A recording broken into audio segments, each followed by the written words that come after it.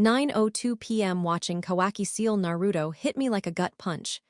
Damn, they really did my boy dirty, I whispered, my throat tight and my chest burning with frustration. I slammed my phone onto the bed and collapsed beside it, staring blankly at the ceiling. My disappointment was off the charts, my entire night ruined. Still, I reminded myself it was just fiction. If the Naruto world were real, things might have gone another way. Guess the writers are to blame. My man finally becomes Hokage and they still make him look like a fool. ARGHH. I yelled into my pillow, making sure not to wake my kid in the next room. Screw this, I'm going to sleep. Today had been a total mess anyway. I'd stumbled home over an hour late, and my usually sweet, cheerful wife transformed into pure rage mode the moment she saw me. It was like watching a demon transformation, just louder and scarier. Ah, the joys of marriage. Time skip 8:22 p.m. driving home, my mind wandered to Boruto. Kurama had been reborn inside Himawari. Now that was something worth watching. Kurama even mentioned she was his best match. Could she end up surpassing Naruto? I couldn't help but imagine how that twist would shake up the story, especially since Kurama wasn't around when Ida rewrote reality. He'd probably expose everything and bring Kawaki's lies crashing down. I still hadn't forgiven the writers for what they did to Naruto, but who was I kidding? No matter how much I complained, I was counting the days till the next chapter dropped. My life wasn't exactly action-packed otherwise. Meanwhile, Jujutsu Kaisen had gone insane. Kenjaku said Yuta couldn't fill Gojo's shoes, and Yuta took that personally. Honestly, I don't think he's lasting 5 minutes. Sukuna's about to flex hard. That man's like a cockroach, can't kill him no matter what. His skill set is ridiculous. Malevolent Shrine, that cursed fire thing, soul manipulation, world-cutting slash, Mehoraga's save me button, and of course the greatest power of all, plot armor. Naruto could have used a bit of that in Boruto. When I pulled into the garage, something small rolled under my shoe. Looking down, I saw my daughter's Ben 10 Azimuth figure. She adored that toy, slept with it, hugged it, never let it go. So why was it lying here? My hand instinctively brushed the holster at my side. My gun was still there. Shaking off the weird chill crawling up my spine, I opened the door. Creak, the faint clatter of utensils came from the kitchen. There she was, my wife, calmly chopping vegetables. I smiled and walked up to her. "Hey, love," I said, kissing her cheek. "Hey," she purred softly, too softly. My gaze drifted to her ankle. It was bandaged. She'd said she tripped down the stairs yesterday. Maybe that was when. "Let me help," I offered, reaching for the knife. Splat, blood splashed as I drove the blade through her neck. My voice turned cold. "Show yourself." Armed men poured from the corners and shadows, rifles aimed, faces cold and ready. Guess I really was slipping. "You've dulled with age, but I'm impressed you noticed the act," came a smooth voice. An older man stepped forward in a spotless white suit, someone I knew too well. He nodded toward the fake wife, now twitching on the floor in a spreading pool of red. "Should have hired a better actress," I muttered. "That fake affection gave it away." He chuckled, savoring the tension. "Human connections were never your strength, son." I ignored that. He didn't deserve the title. "So my family, if you mean your pitiful wife and child, yes. They're gone," he said, grinning wide enough to make my blood boil. "But your father is still very much alive." "Not for long." Rage erupted inside me. Bang, minutes later I sat on his broken body, blood dripping from both of us. My breathing was ragged, I could feel death closing in. But his men, all gone, every single one. With shaking fingers, I lifted a sword and pressed it to his forehead. "Last words," he coughed, blood bubbling at his lips. "You were meant to stand beside me." Slash, his head rolled away. I used the sword to prop myself up, ignoring the burning pain screaming through my body. He'd told me where they were, my family. When I found them, the sight tore me apart. My wife, my daughter, gone. I fell to my knees, tears cutting through the blood on my face. So much power and I couldn't protect them. Her face was peaceful, as if asleep. "Next time I'll be there. I'll never be late again," I whispered. Then I looked at my daughter. My heart shattered all over again.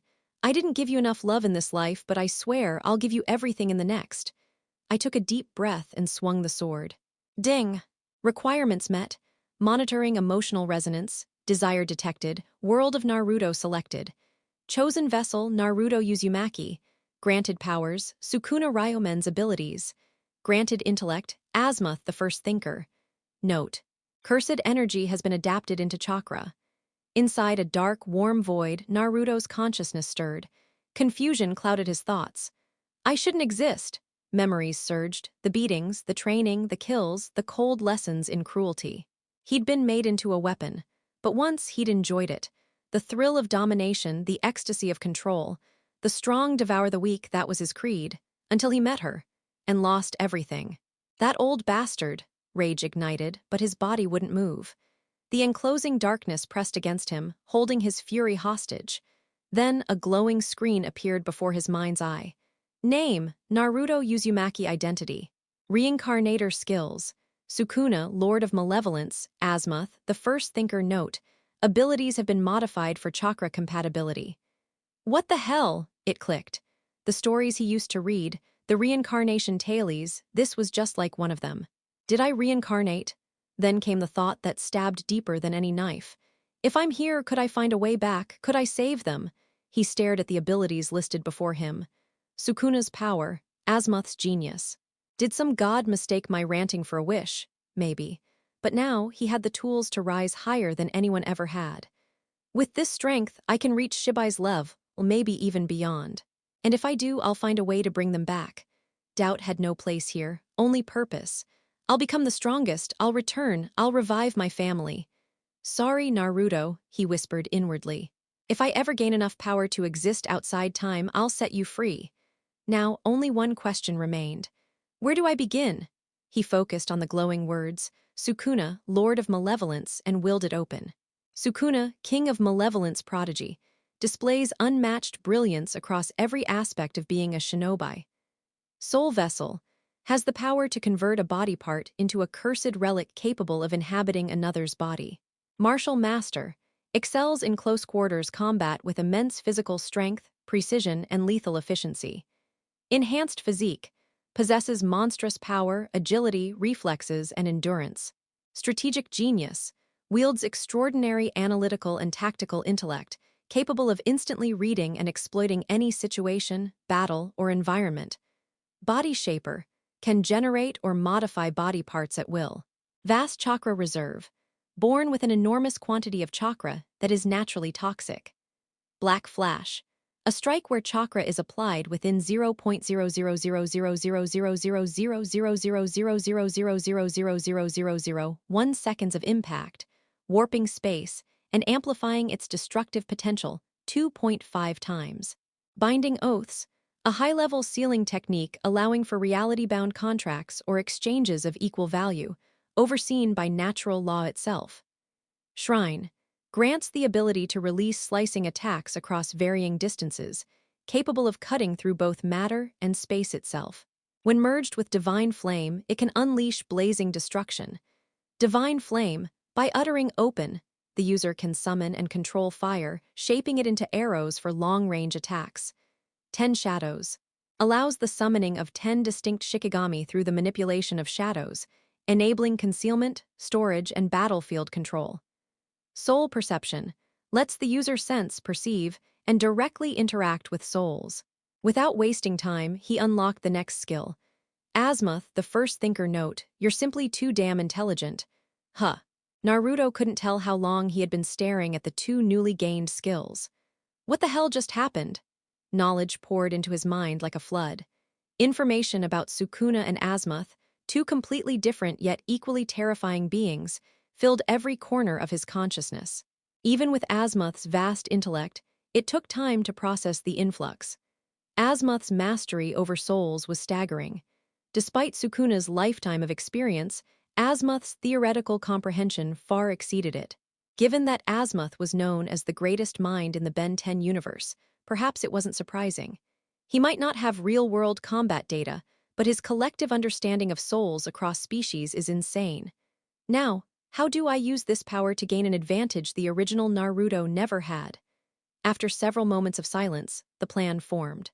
Step 1. Use soul awareness and the combined insight of Sukuna and Azimuth to claim Asura's essence inside me. This was just the foundation. Step 2. Employ soul awareness, metamorphosis, and their combined knowledge to alter my body, enhancing the Uzumaki genes with my mother as the blueprint. Azimuth's DNA expertise will be key. And finally, step 3, absorb Kurama's chakra gradually to further evolve my body.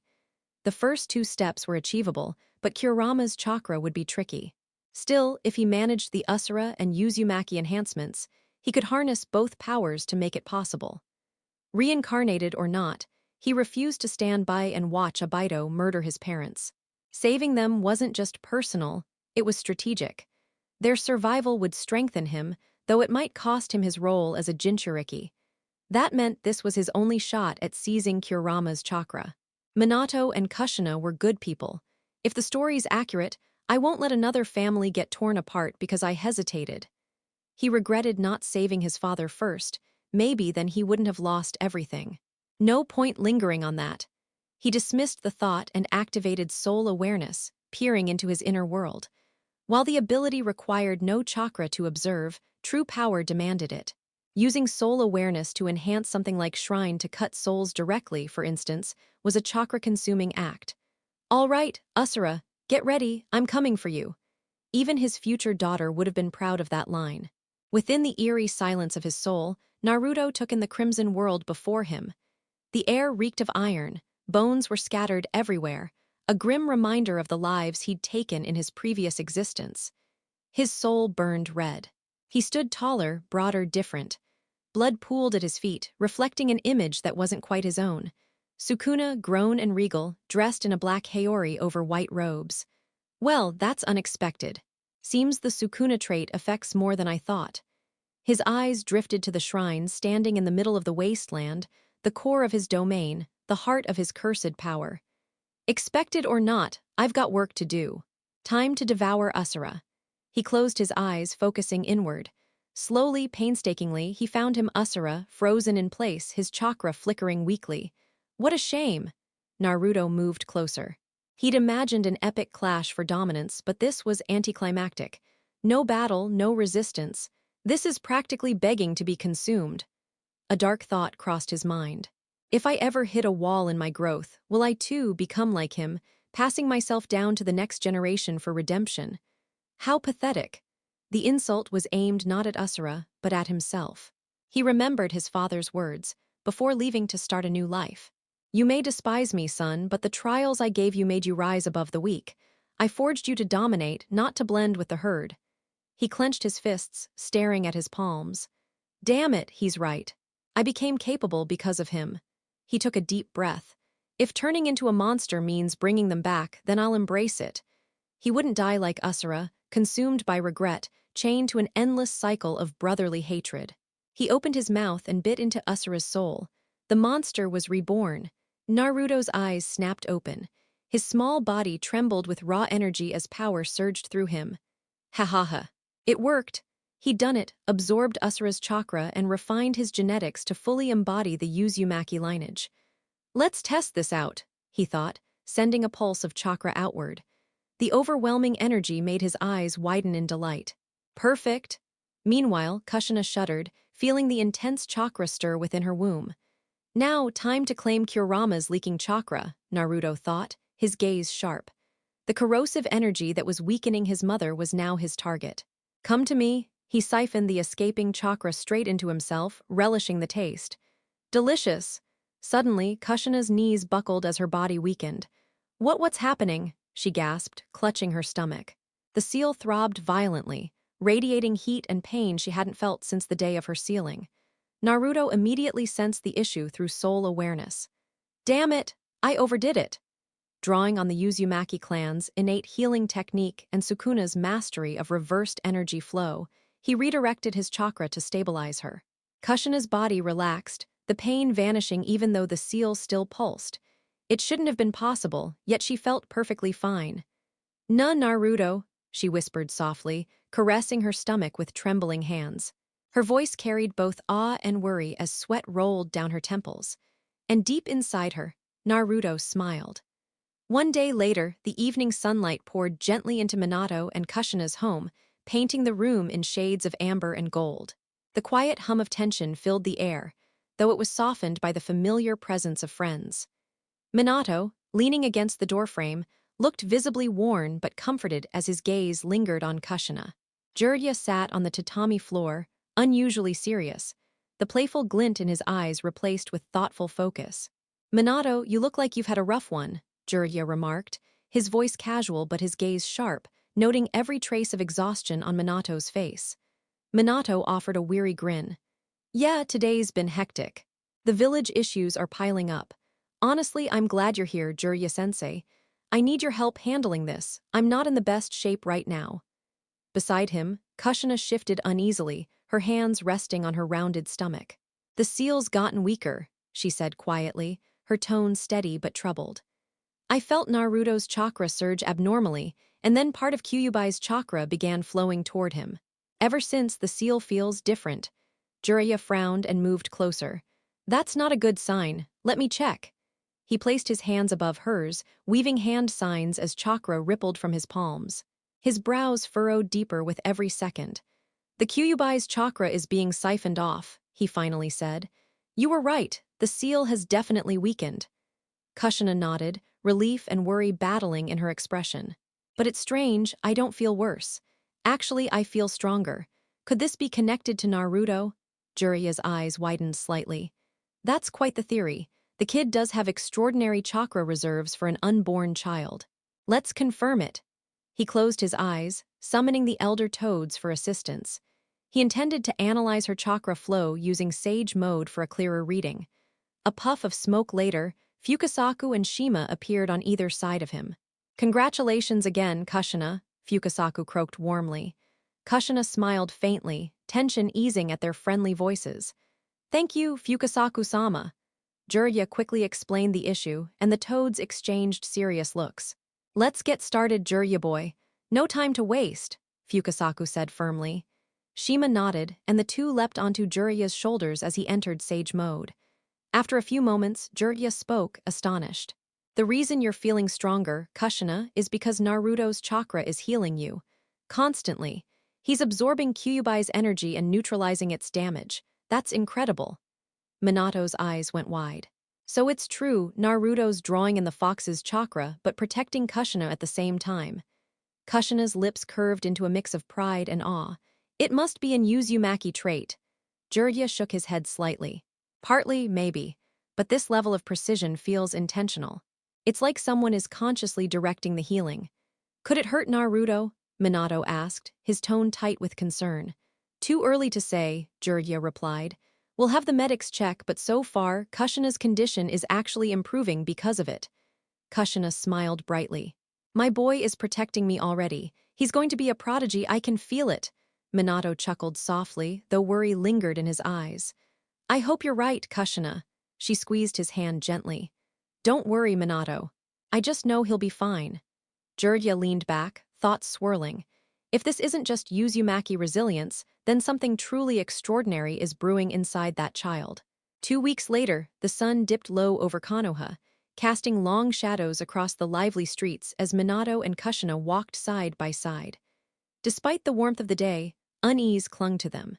For 2 weeks, they had visited medic after medic, searching for someone who could safely examine Naruto's condition, but every attempt ended with the same warning. Any interference could endanger the child. "We'll find a way, Kushina," Minato reassured her quietly. "There has to be someone who can help without risking him." "I know," she sighed, frustration lacing her words. "But every time we think we're close, we hit another wall. I just want our son to be safe." As they turned down a quiet street toward an old retired medic nin's house, Kushina suddenly froze. A chill ran down her spine. Her eyes darted to the side. Someone was watching them. A tall figure cloaked in shadow stood just far enough to be unrecognizable, yet his gaze was unmistakably sharp and invasive. She gripped Minato's hand tightly. Minato followed her stare. "What is it?" "I'm not sure," she whispered, "but something about that person feels wrong." Minato scanned the area but sensed nothing unusual. Before he could react further, the figure shifted slightly, revealing pale skin and dark eyes before vanishing into the crowd. Minato's expression hardened. "Stay close. We can't take chances." Neither of them knew that the observer was Zetsu, Madara's creation and Obaido's loyal spy. His mind raced as he retreated. Kushina's ability to sense him was dangerous. He had to warn Abido this was not part of their plan. Later, back home, Kushina paced nervously. Who was that man, Minato? Why did I feel such hatred coming from him? I don't know, Minato admitted, but I'll have ANBU investigate. We can't let our guard down.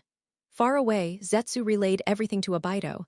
The masked man's tone was calm but calculating. So she's gained sensory abilities like Mito once had, stronger than we thought. I can't keep monitoring her anymore, Zetsu warned. She'll detect me instantly. Then stay away for now, Abido ordered. We'll rethink our approach. Attack during childbirth is off the table. We need another plan. And as Zetsu slipped back into the earth, Konoha carried on, unaware of the shadows gathering against it. A week later, days passed, and every effort to find a solution met dead ends. The more they searched, the clearer it became. Naruto's condition couldn't be tampered with. Kushina's worry deepened, her thoughts drifting often to the mysterious figure. Minato's reassurances brought comfort but couldn't dispel her unease. One quiet evening, as they sat together, Minato whispered, "Naruto's strong, Kushina. He'll pull through, we just have to trust him." Kushina smiled faintly, resting her head on his shoulder. "I hope so, Minato, for all our sakes." A few days later, golden sunlight filtered through the Hokage's office. Minato sat behind his desk, exhaustion etched across his face. Across from him, Jiraiya leaned back in his chair, while Hiruzen Sarutobi stood by the window, gazing at the village below. "We've run out of options," Minato said at last. "Every medic says the same thing, it's too risky. That leaves only one person, Tsunade." Jiraiya nodded grimly. "Yeah, but convincing her to return won't be easy. She's been gone for years." He hesitated before adding, "Still, I think I can manage it. She's deep in debt. If the village clears it, she'll come back to help." Minato looked at Hiruzen, who gave a solemn nod. "We'll make it happen," the former Hokage said. "Good," Jiraiya replied, pushing himself up with a sigh. "Keep things steady here. I'll go bring Tsunade home." A week later, Tsunade and Shizune had hit rock bottom, worse than anyone could imagine. The proud, confident Tsunade now looked like she'd gone through several bar fights and lost them all, while poor Shizune was doing her best to hold things together despite looking ready to collapse. They were practically living like vagrants, tired, hungry, and parched. Holding a half-empty bottle of sake, Tsunade staggered slightly as she muttered, "Shizune, listen to me, we should just rob a rich guy's house. A big one. That'll solve all our problems." Shizune almost dropped her cup of water, which she'd been sipping like it was a luxury. "Tsunade-sama, we can't do that. Think about your reputation. People would call you a criminal." Tsunade scoffed and took another swig. "Criminal, please, they'd just say, Tsunade always pays her debts. And besides, how would they even find out? I'm a ninja. Sneaking around is what I do best." Shizune gasped. "But Tsunade-sama, you're one of the legendary Sannin. If anyone saw you..." Tsunade burst out laughing, her voice slurred but amused. "Saw me. Shizune, no one would believe it even if they did. The great Tsunade reduced to stealing. They'd think they were seeing things. That's what makes it perfect." Shizune rubbed her forehead in frustration. "What if people recognize you anyway? Imagine the news headlines. Sannin turns to thievery." Tsunade shrugged, barely holding herself upright. Publicity is publicity. Besides, we'd just be helping ourselves. Steal from the rich, feed the poor us. We'd be heroes, starving ones, but still heroes. "Tsunade-sama, this isn't a comedy act," Shizune sighed. "You can't just..." "Arghh," Tsunade interrupted, startling her assistant. "Maybe all my gambling losses were the universe telling me to switch careers. If I'd gone rogue earlier, I'd be rolling in money by now." "Tsunade-sama, that doesn't even make sense," Shizune muttered. "You're drunk again." Ignoring her, Tsunade mumbled, "There's no one alive who can help me with this debt. It's too massive. Even the richest fools I know couldn't cover it." Then her eyes widened with drunken inspiration. "Wait, what if I hire a spiritualist to summon Grandpa Hashirama from the afterlife? Maybe he stashed his treasure somewhere. I'll just ask him where he hid it." "Tsunade-sama, that's ridiculous," Shizune groaned. "You're reaching now." Throwing her hands up, Tsunade slurred dramatically, "In all the heavens and the earth, I alone am truly broke." Shizune clasped her hands and looked up at the sky. "Sage of the Six Paths, please forgive her. She's just desperate and wasted." Before Tsunade could spiral further, Jiraiya's unmistakable voice echoed behind them. Well, Tsunade and Shizune, up to no good again." Tsunade scowled at him. What do you want, Georgia? He grinned slyly. Because, my dear Tsunade, throughout heaven and earth, I alone can clear your debts. Her eyes narrowed suspiciously. Oh really, how? He smirked. Let's just say, it involves Kushina. A few days later, the gentle rustle of leaves filled the evening air as Minato and Kushina sat together in their cozy home. The tension that had lingered for weeks still clung faintly, though things seemed to be settling. A firm knock came at the door.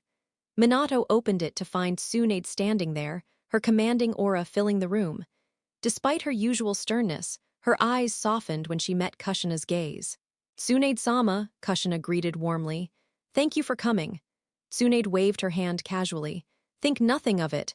Minato once saved my life, and besides, this is important. I didn't save her, Minato thought, a tic forming on his forehead. She's obviously here for the payment. Tsunade stepped closer, her expression sharp with focus. Let's see what's going on with your child.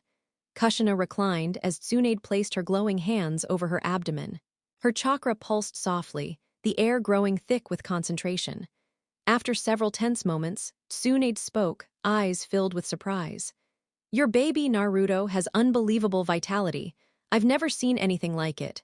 His chakra feels powerful, almost too much so, but there's another element, it's toxic. Minato's breath caught. Toxic? What does that mean for Kushina? Tsunade shook her head. It isn't harming her. In fact, it's doing the opposite. This chakra is healing her, perfectly. No wasted energy, no strain.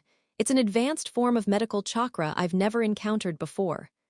Kushina placed her hand over her belly, tears glimmering in her eyes. He's healing me, Tsunade nodded, still amazed. Yes, it's similar to the Uzumaki's regenerative ability, but beyond that. He's not just repairing cells, he's restoring them like he's reversing time itself. It's almost divine. The room fell silent.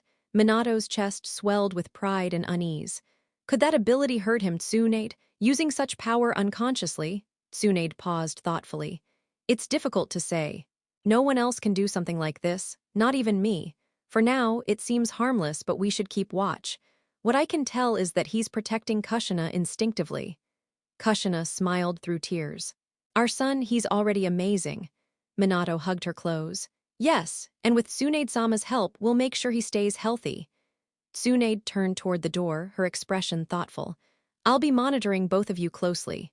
This power is something the world has never seen. But don't worry, I'll do everything in my power to help. Deep within the forest, Naruto stood surrounded by lush greenery. Birds sang above while he focused on the contraption he'd built, a strange mechanical rig designed to launch targets unpredictably. It was his personal training tool to sharpen his kunai throwing.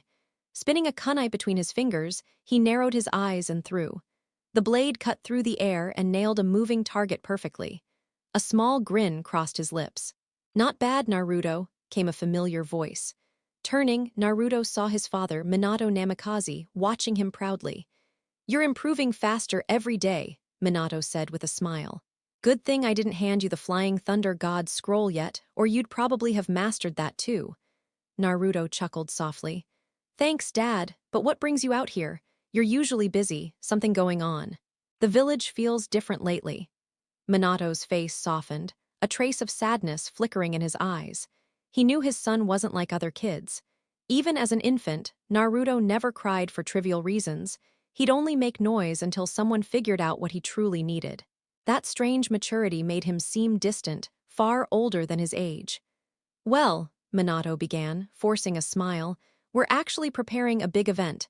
The village is organizing a festival for your 5th birthday, June 10th. We're even inviting foreign leaders. Naruto blinked, his expression unreadable. A big party for me, Minato nodded, though guilt gnawed at him. Naruto was hailed as a prodigy, treated like a symbol rather than a son, a fact that hurt Minato deeply. Yes, your talent has spread across nations. The world is rebuilding, and celebrating you helps strengthen morale. You've become a beacon of hope, Naruto. Naruto exhaled quietly, his thoughts heavy. He understood the politics behind it all, the importance of maintaining appearances and showing strength. Yet, he was weary of being a symbol, of the endless praise and pressure that came with it. In his previous life as an assassin, he had found solace in remaining unseen, slipping through shadows unnoticed. Now, he was constantly the center of attention, a position he never wanted. "That's great," Naruto replied, keeping his voice calm. "But honestly, Dad, I'd rather just continue my training and learn new jutsu. Big celebrations aren't really my thing."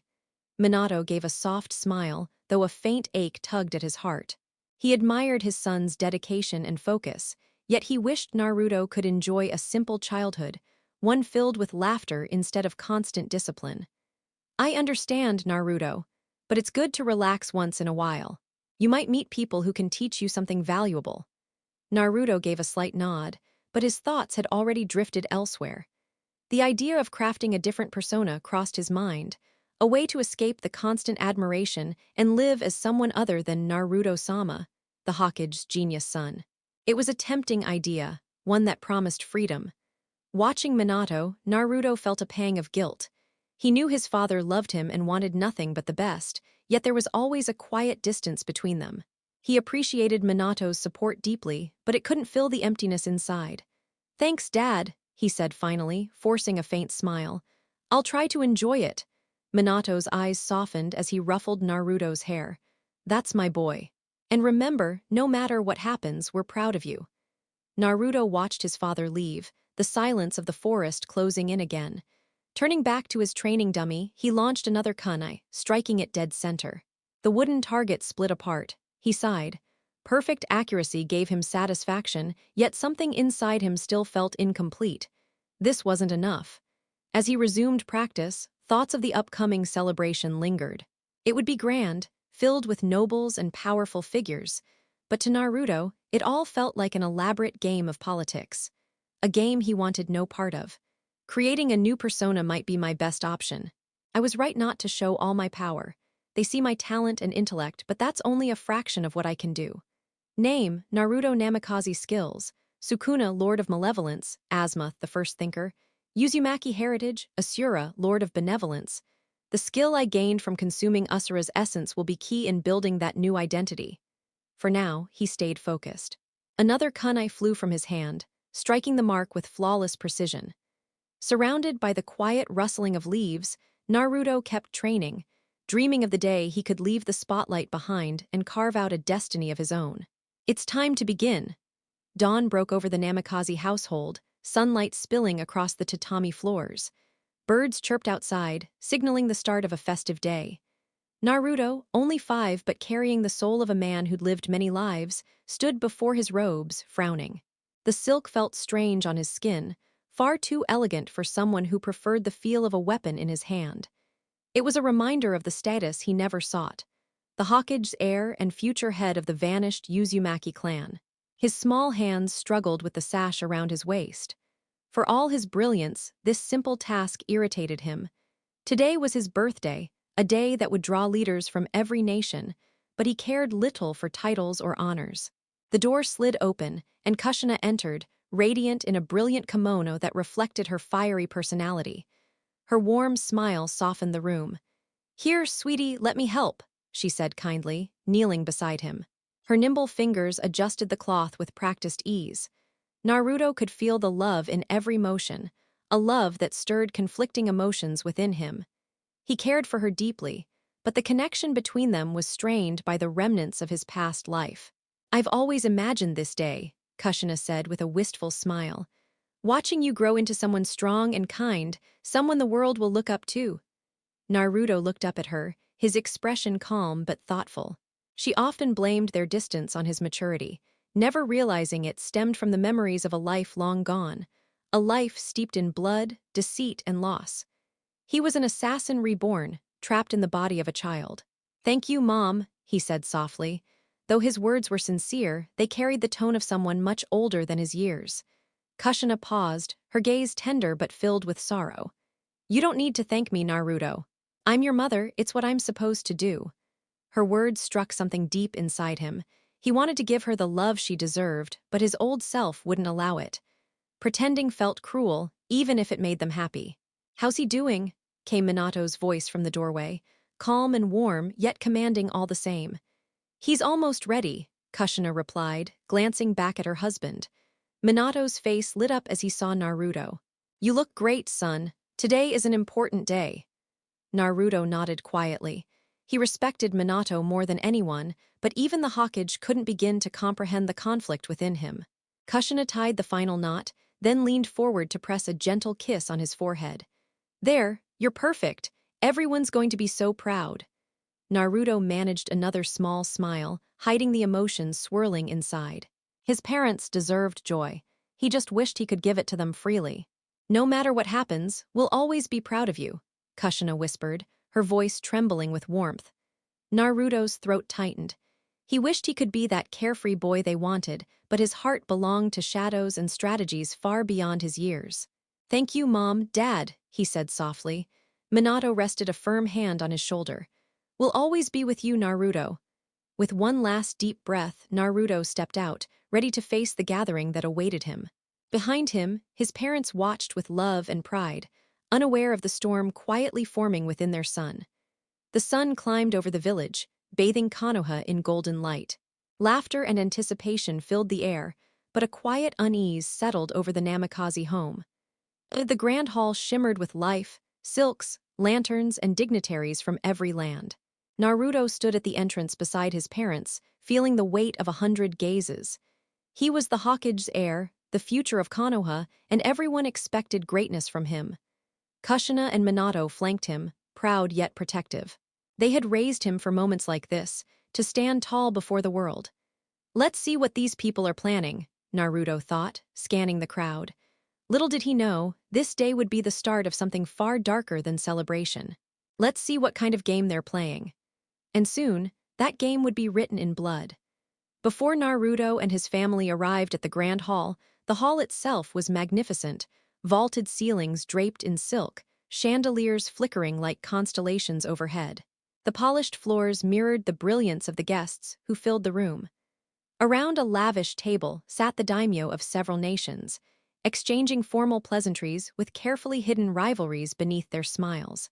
But one absence stood out. The daimyo of the Land of Wind was missing. In his place stood Rasa, the Kazekage, a sharp-eyed man whose mere presence carried tension.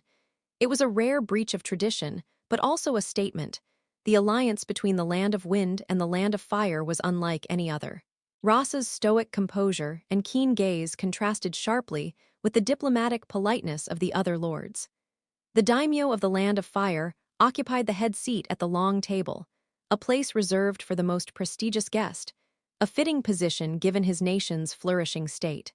His lavish silk robe gleamed under the light, interwoven with threads of gold and adorned with rare gemstones that reflected his country's wealth.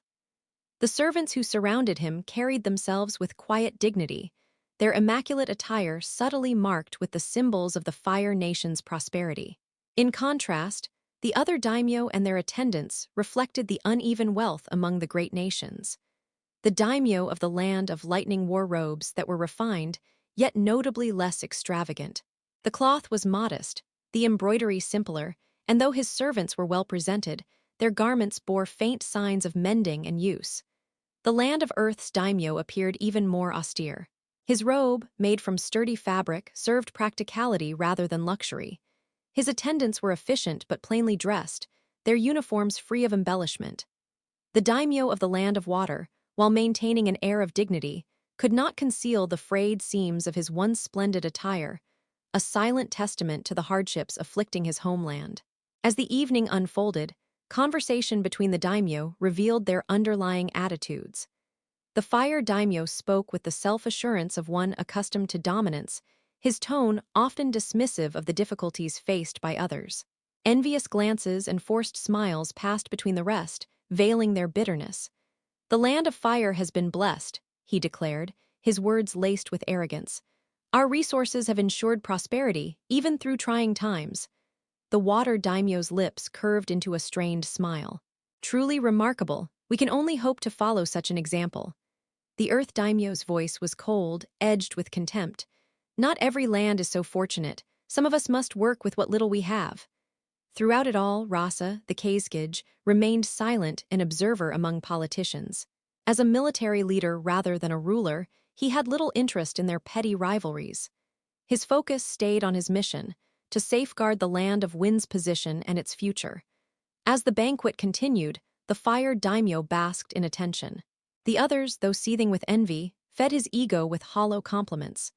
Toasts were raised, flattery flowed as freely as the wine, and soon the fire daimyo was clearly intoxicated, laughing loudly at every remark. "Your insight is second to none," the lightning daimyo proclaimed, raising his cup. "To your continued wisdom and the glory of the land of fire," the fire daimyo grinned foolishly. "Thank you, my friends. Together we'll keep the peace and secure prosperity for all." Rasa watched in silence, his suspicion growing. The coordinated behavior of the other daimyo was too smooth, too deliberate. Something wasn't right. What were they planning? Moments later, the fire daimyo collapsed forward in a drunken stupor. At a discreet signal, his servants hurried to lift him away. "Take him to his quarters," said the water daimyo with false concern. "He's had enough for tonight." The remaining daimyo, feigning drunkenness themselves, asked to retire as well. Before leaving, they exchanged loaded looks, then turned to Rasa. "Keizkij," the lightning daimyo said smoothly, "we'd like a word in private before we rest. Will you join us?" Rasa's instincts urged caution, yet curiosity prevailed. "Very well," he replied. He followed them through a dim hallway to a secluded chamber. The door shut behind them, sealing out the noise of the banquet. The lightning daimyo removed his ornate hat and, to Rasa's shock, began peeling off what looked like his own skin, revealing beneath it the stern face of Ai, the fourth Reikage. Rasa's eyes hardened. "Reikage, explain yourself." Ai's expression turned grave. "We need to talk, Keizkij. There are matters that affect every nation here." Rasa crossed his arms. "Then speak, but know this. Any attempt at deceit will not end well for you." The tension thickened. Ai gestured around the room. "Before that, place your sealing techniques here. We can't risk being overheard." Though wary, Rasa obliged.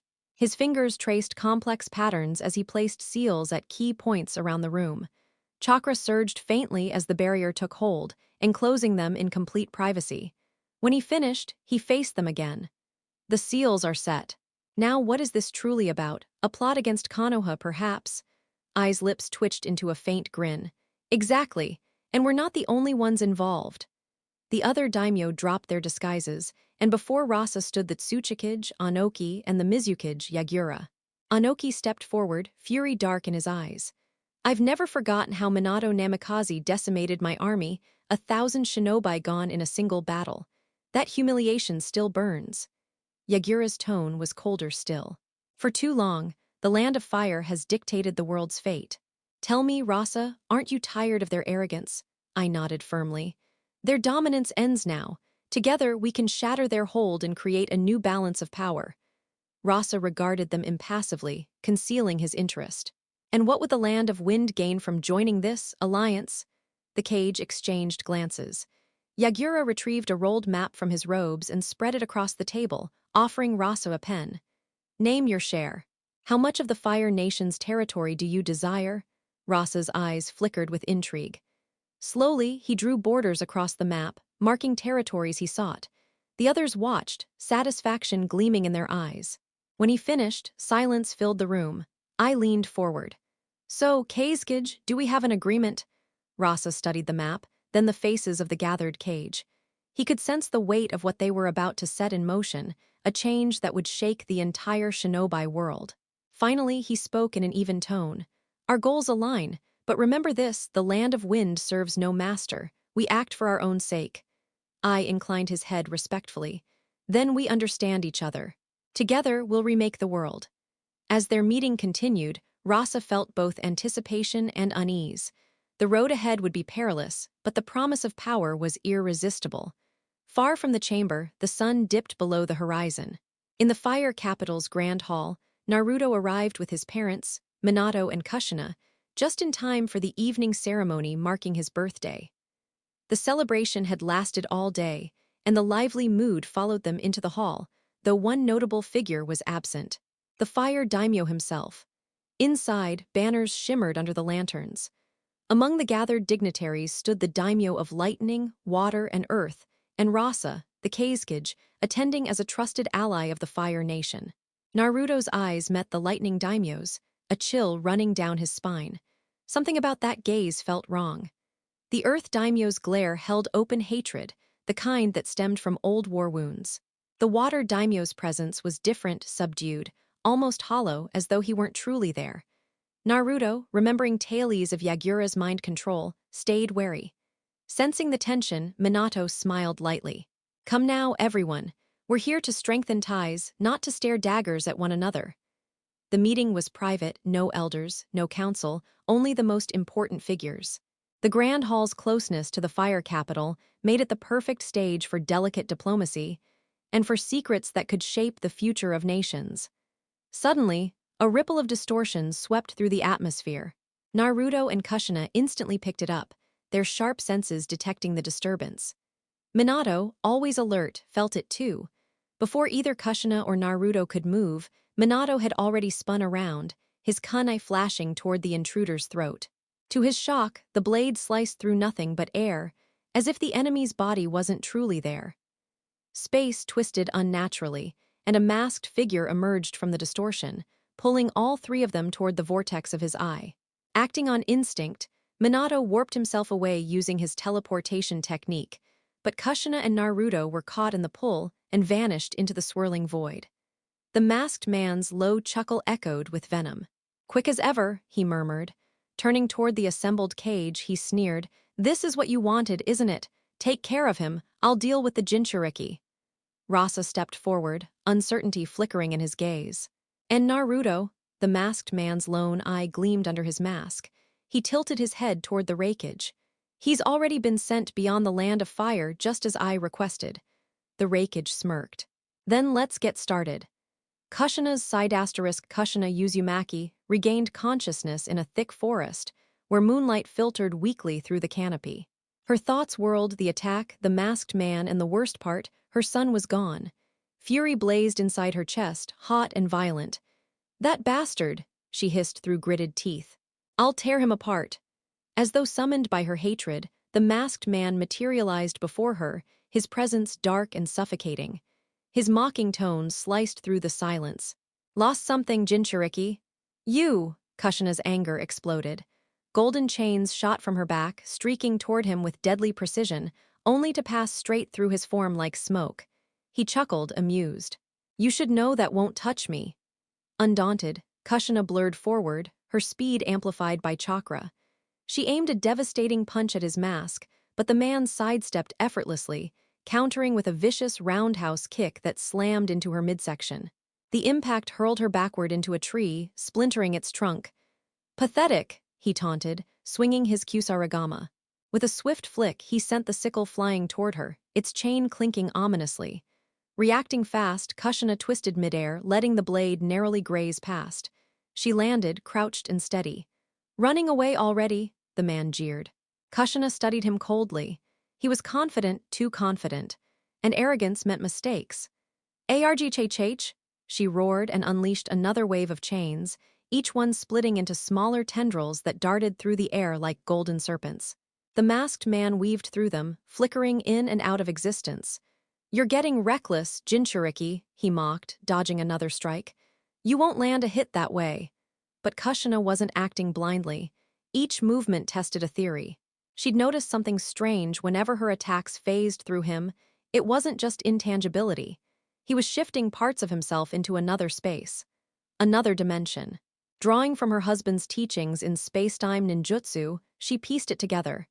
His body was slipping out of the current plane, and if she timed it right, she could catch him between phases. The man's tone darkened. "This ends now." He lunged forward, slipping past her chains. Kushina stumbled slightly, her stance breaking the perfect opening. His hand extended toward her, wood spikes erupting from his arm, piercing her stomach. "That was easier than I expected," he muttered with cruel satisfaction. "Don't celebrate yet," Kushina growled, clutching his arm. This was the moment she'd been waiting for when he solidified again. Her chains lashed out, wrapping tightly around him. His eye widened in shock as he felt his chakra being sealed away. "Now it's my turn," she roared, an orange cloak of chakra flaring around her. Boom! In the moonlit clearing, the masked man struggled against glowing Uzumaki chains binding his arm. Kushina yanked with brutal strength, hurling him across the clearing.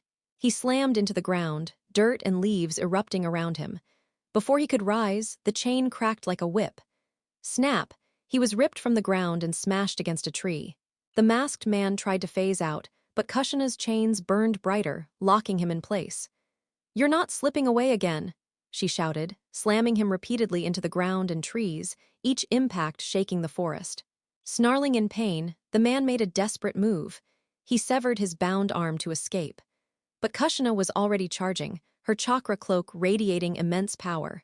Bam! Her arm glowed as it connected with his chest in a brutal lariat. Crack! Crack! His ribs shattered from the blow, the sheer force hurling him through the air. He hit the ground hard, sliding through dirt and debris. Blurg! Blood spilled from his mouth as he struggled to move, agony racking his body. Damn it, this isn't what I planned. Her control over the Nine Tails' power, it's beyond anything I've seen. Not even Maito Uzumaki was this skilled. Just what kind of training did she undergo? He thought bitterly. The Reikage uses that move often, right? Kushina said with a feral grin, her red, slit eyes glowing. Guess I'm not so bad myself. Minato's side asterisk Minato landed hard on open ground, beads of sweat rolling down his temple. Without wasting a second, he crouched and pressed his fingers to the earth, closing his eyes. They're nearby. His hands flashed through seals, and he slammed his palm down. Summoning jutsu! A puff of smoke revealed a small red toad with blue markings. Tell the third Hokage, Minato ordered swiftly. Everything is unfolding as predicted. Send reinforcements. The toad gave a solemn nod before vanishing in another puff of smoke. Minato straightened, his expression hardening as he thought of Kushina and Naruto. Please be safe. A moment later, several powerful chakras converged on his position. The cage had found him. Not surprising he hadn't gone far. Swoosh, swoosh, swoosh. Well, Minato, the Reikage greeted with a wide grin. Ignoring him, Minato's gaze locked on Rasa. Explain this, Kazekage. What's going on? He quickly noted the absence of the Mizukage and the cold hostility radiating from Anoki. Rasa's tone was firm, but regret tinged his words. In the end, we all do what's necessary for our village's survival. Nothing personal, Yondaime. He clapped his hands together. Gold sand wave! Glittering sand materialized out of nowhere, rushing toward Minato like a golden tsunami. With a leap, Minato soared upward, dodging, but the sand twisted midair, following him relentlessly. Elbow! I bellowed, appearing beside Minato in a burst of lightning, his body cloaked in electric aura. Ching! Minato vanished in a flash of yellow light, the flying thunder god technique, reappearing at a distance, only to find Anoki already preparing his next move. Dust release. Detachment of the primitive world technique. Anoki's powerful voice echoed across the battlefield as a cube of blinding white light materialized between his palms. It expanded rapidly, tearing through everything ahead in a destructive surge toward Minato. Wing. In the blink of an eye, Minato vanished using the flying thunder god technique, reappearing several meters away. But Anoki wasn't about to relent. He redirected the cube midair, forcing it to chase Minato with frightening precision. Minato reacted instantly, flinging his marked kunai across the field in a sweeping arc, teleporting from one spot to another in rapid succession. Wing, Wing, Wing. The battlefield turned into chaos as flashes of gold light danced across the terrain, while the dust release cube sliced through rock and earth, leaving only disintegration in its wake. Guillotine drop? I had been quietly observing and managed to predict where Minato would appear next. His form blurred into motion, descending like thunder toward Minato's reappearing figure. A heartbeat later, Minato appeared exactly where the Reikage anticipated. But the yellow flash's reactions were faster than thought itself. Just as Ai's crushing strike was about to land, Minato flicked a kunai behind the Reikage. Wing, he teleported away in that instant, barely escaping as Ai's attack smashed into the ground, sending rubble flying in all directions. Instead of triumph, Ai struck only air. Minato spun smoothly, his right palm forming a large swirling Rasengan. Boom! Gah! Ai coughed up blood as he was hurled backward, crashing through several trees. Minato had delivered a silent, merciless Rasengan to his exposed back without so much as shouting the jutsu's name. Each tree shattered under the Reikage's body like glass, echoing with thunderous cracks until he finally skidded to a stop in a cloud of dust. Minato didn't spare him a glance. His attention was already locked on the next threat. A new cube of dust release hurtled toward him, cleaving the air with a high-pitched shriek as it advanced. The earth quaked from the sheer force of its approach. Dust release, easily the most dangerous one here. I'll eliminate him first. Minato had scattered his flying thunder god kunai all over the battlefield earlier. Grabbing one from the ground, he sprinted toward Anoki, his movement so fast it looked as though he had dissolved into thin air. Rasa reacted at once. With a wave of his arm, shimmering gold dust erupted, twisting and swirling into barriers designed to trap Minato mid-charge. Anoki's expression hardened. He raised his hands and unleashed another cube of annihilation. Die! The Tsuchikage roared as the light engulfed Minato's form. But Anoki wasn't foolish. He knew Minato couldn't be taken down that easily. He spun around, scanning for his opponent's real position. Above you, Rasa's warning came too late. The gold sand shot upward, reaching for Minato, who was already twisting midair, kunai in both hands as he lunged toward Anoki. Raah! Anoki roared, forcing every ounce of chakra into his next attack. The cube forming between his palms grew massive, but he was cunning. He knew size wouldn't help. Minato would simply teleport. Instead, he split the cube into dozens of smaller ones that all launched simultaneously. Swish, swish, swish. Minato moved like a dancer in the sky, narrowly dodging beam after beam. But the fragments suddenly homed in on him, converging from all directions. His eyes widened, and though he dodged again, one of his kunai was caught and disintegrated. Seeing their moment, Ai and Rasa attacked together. Rasa used his gold sand as footing, propelling himself toward Minato faster than Ai, while Anoki lightened Ai's weight with the lightweight rock technique to follow. Finally! Anoki grinned as he guided his dust release beams downward, obliterating the field and destroying any remaining kunai Minato might use. The explosion that followed rivaled a tailed beast's power. High above, none of the cage cared. Minato was trapped midair with nowhere to run. Rasa seized the moment. His gold sand surged upward, wrapping around Minato. Wing. I blinked in shock as he suddenly found himself midair where Minato had just been, ensnared in the gold sand himself. Anoki's eyes widened. Before he could react, a massive blue orb filled his vision. Boom. No sound of tearing flesh followed. Anoki's head simply ceased to exist, vaporized in an instant by Minato's Rasengan. The dust release below dissipated, leaving the Tsuchikage's headless body crashing to the ground. Rasa descended using his gold sand, bringing the shaken Raikage with him. Both men stared at Minato with disbelief. Minato's expression was cold and unreadable, no remorse, no hesitation, just silence. That was Flying Thunder God, level 3, he said simply. In the Grand Hall, anticipating potential interference, Minato had stationed shadow clones disguised as attendants within the hall. Once he confirmed the fire daimyo was merely drunk and unharmed, the clones dispelled, returning their memories to the original. Back on the battlefield, Minato noticed the wary look Rasa gave the Raikage. He's staying alert in case I teleport near Ai again, Minato mused. Give up, he said flatly. It's pointless. None of you can defeat me. You dare mock me, Yondaime? I roared and charged headfirst. Minato didn't flinch. He formed another Rasengan and drove it toward the Raikage's extended fist. Boom. Their attacks collided, but Ai's confidence faltered as Minato subtly angled the Rasengan, throwing him off balance. The Raikage spun uncontrollably through the air. Before he could recover, Minato prepared another Rasengan, ready to end it. But magnet release, gold dust imperial funeral. Rasa slammed both hands to the ground. The earth erupted as waves of gold dust surged upward, engulfing Minato and Ai alike. Using the magnetic particles, Rasa separated them rather than crush Minato, keeping him firmly within sight. Gold sand gathering assault! Without announcing the technique aloud, Rasa shaped his gold sand into massive constructs that lunged toward Minato. He had learned not to give away his moves.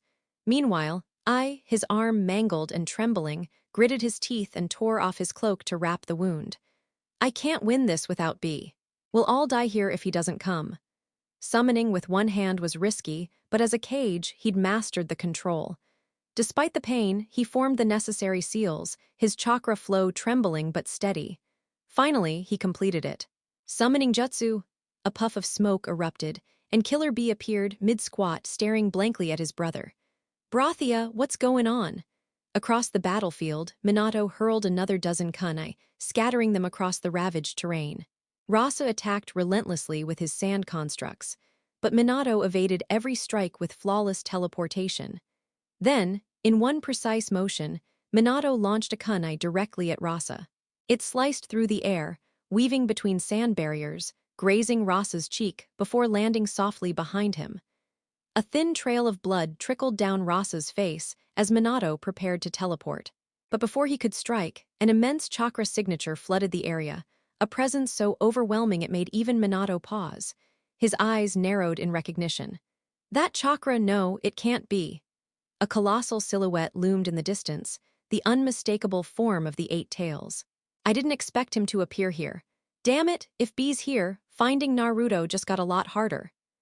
Seeing Minato momentarily lose focus, Rasa seized the opportunity, commanding his golden sand to surge forward, the metallic grains forming deadly constructs that lunged like living creatures.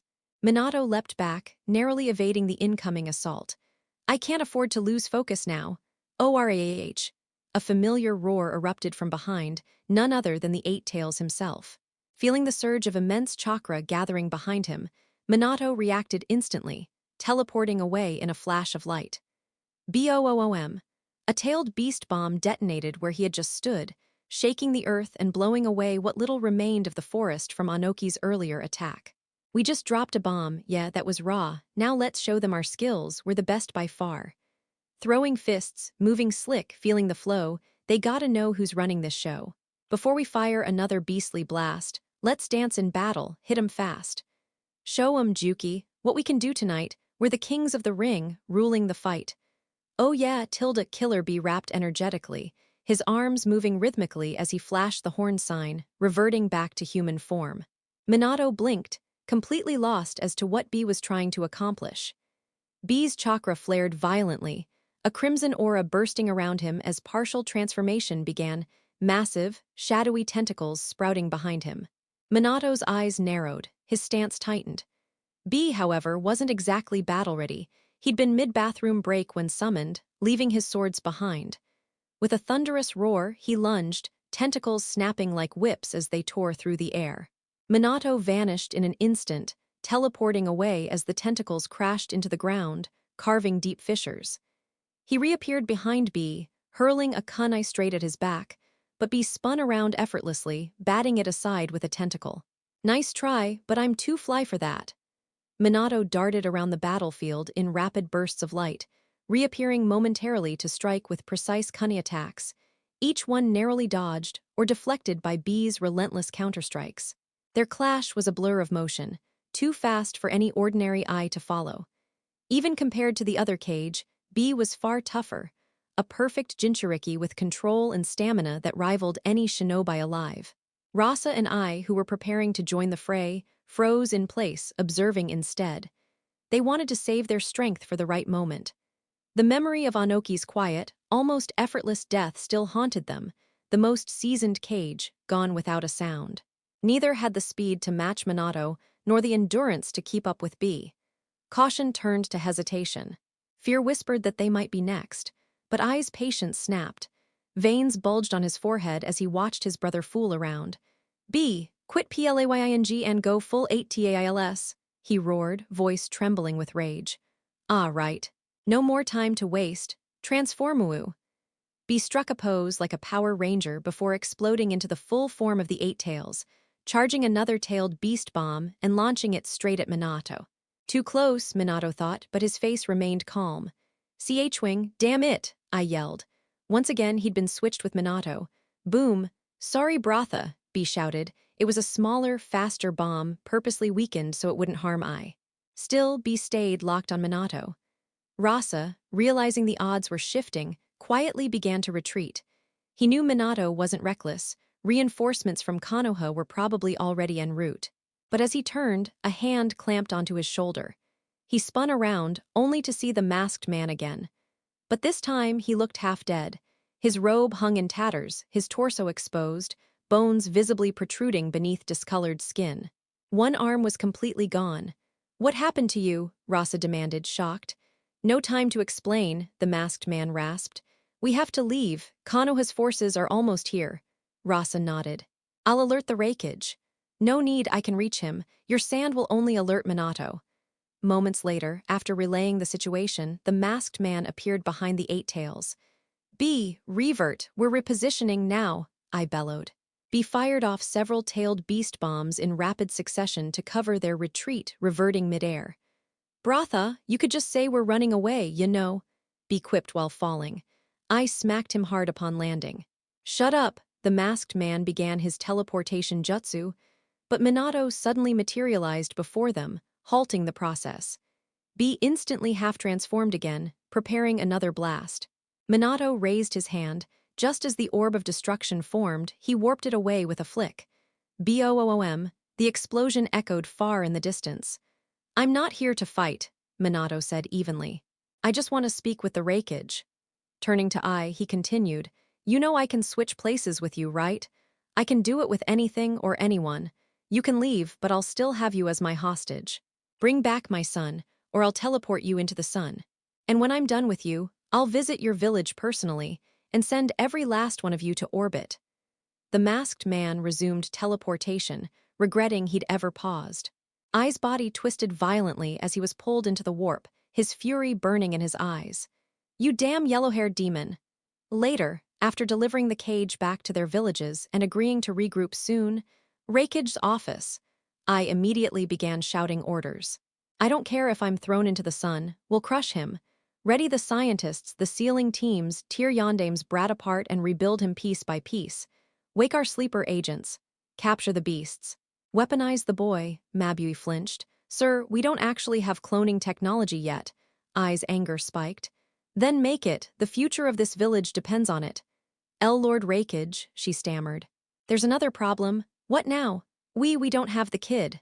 I froze. What did you just say? His voice dropped low and cold. Mabui's fear grew. Naruto Uzumaki, he's gone. The Reikage's fist crashed into the wall, obliterating it and sending shockwaves through the building.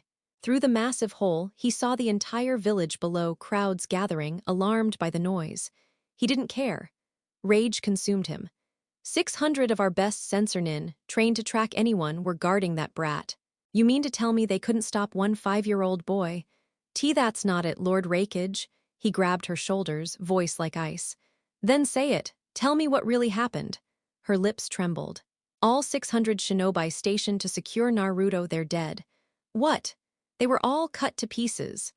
Moments earlier, with Naruto, Kamui's fast, Naruto noted, taking in his surroundings after being warped away. Jagged cliffs, dense forest beyond, he was outside the land of fire. The lightning daimyo's eyes were full of hate, so Abaido's working with them, but this isn't their land. So why here? He closed his eyes, pressing his hands together, releasing a wave of chakra. His sensory field spread outward like ripples on water. 2, 8, 40, 89, 400, 600. 600 chakra signatures, all shinobi. Swish, swish, swish, they appeared in front of him instantly. Strange, Kumo doesn't coordinate this fast, that means they were already waiting. And all 600 are sensor nin. That's impossible. Too organized, too precise. His mind raced, putting the pieces together, and in seconds, Naruto understood exactly why they were there. It seems this group was preparing to strike Konoha. The reason for sending 600 sensory-type shinobi must have been to avoid detection from the village's border patrols. Sadly for them, my sensory abilities are far beyond normal. Still, looks like they've caught a trace of me. What business do you have here? Naruto demanded, analyzing the situation in mere seconds. Naruto Uzumaki, you are to surrender peacefully. Any resistance will be met with force, declared the leader, identifiable by his tiger-patterned mask. So they knew I'd be here, meaning Abaido's definitely involved. I just hope my parents are unharmed. But why target me? My bloodline, perhaps. HMPH, irrelevant. You people had to ruin my birthday, huh? Trying to drench me and my parents in blood, it almost feels poetic. Kind of reminds me of the reigns of Castamere Asterisk, the betrayal at the Red Wedding. Though, unlike them, it's my birthday party today, not a wedding feast. And this time, the ending will be different. Naruto's lips curled into a dark grin as he shifted into a battle stance. "What nonsense are you spouting?" the masked leader growled. "I'm saying it won't be my family's blood that falls today, it'll be yours." "Insolent brat," the man roared in fury, charging at Naruto while his comrades stood back, expecting a quick finish. "They think I'm weak. Good. They'll regret that. After being caged in this village for so long, it's finally time to stretch my arms again." Uzumaki chains, divine flame, 2 chains burst from Naruto's palms, spiraling together as they ignited with holy fire. Before the masked man could react, 1 chain drove straight through his chest. Naruto yanked the chain back, flinging the man behind him. Shrine, a surge of cutting power traveled through the chain. Naruto pulled hard, spreading his arms apart, splitting the man cleanly in half. Blood sprayed in a crimson wave, drenching Naruto's face. The scent of death filled his lungs, and a twisted smile crept across his lips. Something deep inside him had awoken a monster.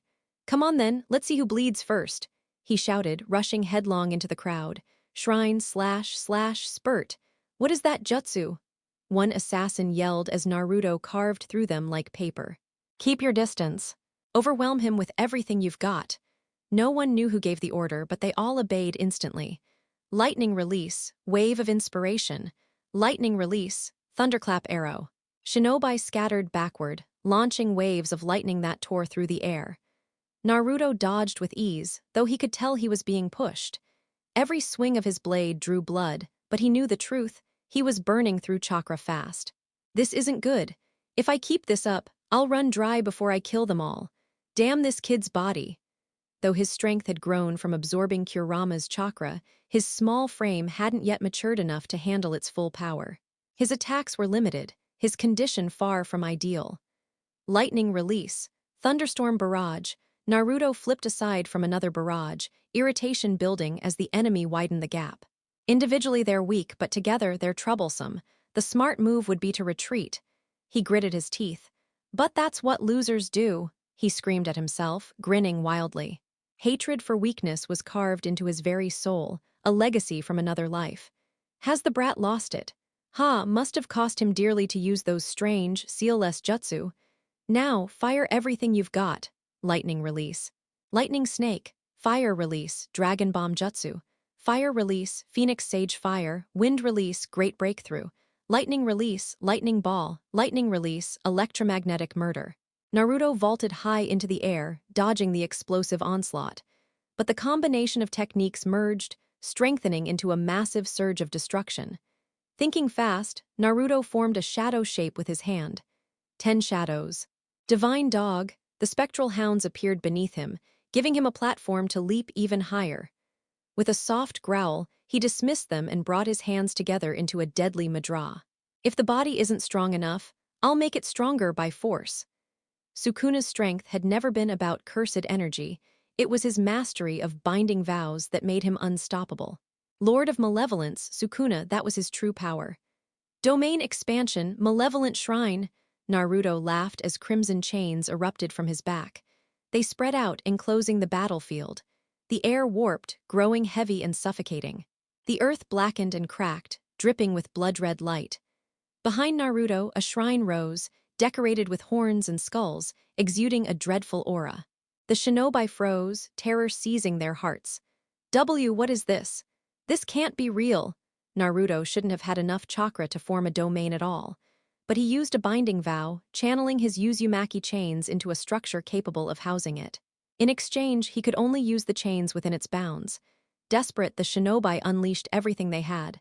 Lightning release, thunder strike. Fire release, inferno blaze. Earth release, stone shatter. Water release, tsunami surge. Wind release, gale force. But inside his domain, Naruto was absolute. Their jutsus disintegrated the moment they entered his realm.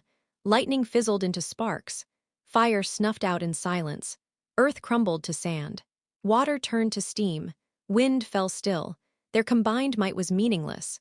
Then the real slaughter began. Dismantle shredded their weapons, swords turned to dust, armor disintegrated midair. Cleave tore through flesh and bone alike. Blood poured freely as bodies were severed in half, faces frozen in horror before vanishing under the endless barrage of slashes. When the chaos ended, Only Naruto remained. The field was painted red with blood. The stench of death lingered heavy in the air as his domain faded away. Far away, inside his shattered office, I stood amid rubble, trembling with rage. Lightning crackled faintly across his arm as his one good fist clenched. Alphabet, his voice boomed, shaking the walls. The masked operative stiffened at attention. Lock down the village. I don't want a single whisper of this getting out. For a moment, hesitation flickered among them, but one look from I silenced all doubt.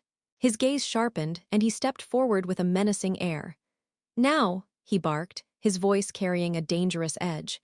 Naruto just wiped out 600 of our elite assassins. This must not reach the village. Do you understand? They responded in unison, their movements crisp and exact. Without another word, they vanished like smoke, their forms merging with the shadows as they executed his orders. I turned his attention back to the shattered wall, his mind spinning with thoughts of the massacre. 600 of his finest assassins, eliminated in a single encounter with Naruto. What the hell is wrong with that kid? The Raikage's hands trembled slightly at the weight of the situation. If the truth got out, their enemies would see them as weak, vulnerable.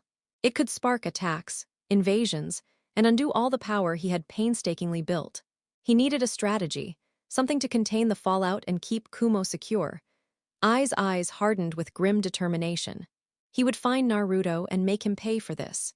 But for now, protecting his village and preventing further chaos was the priority.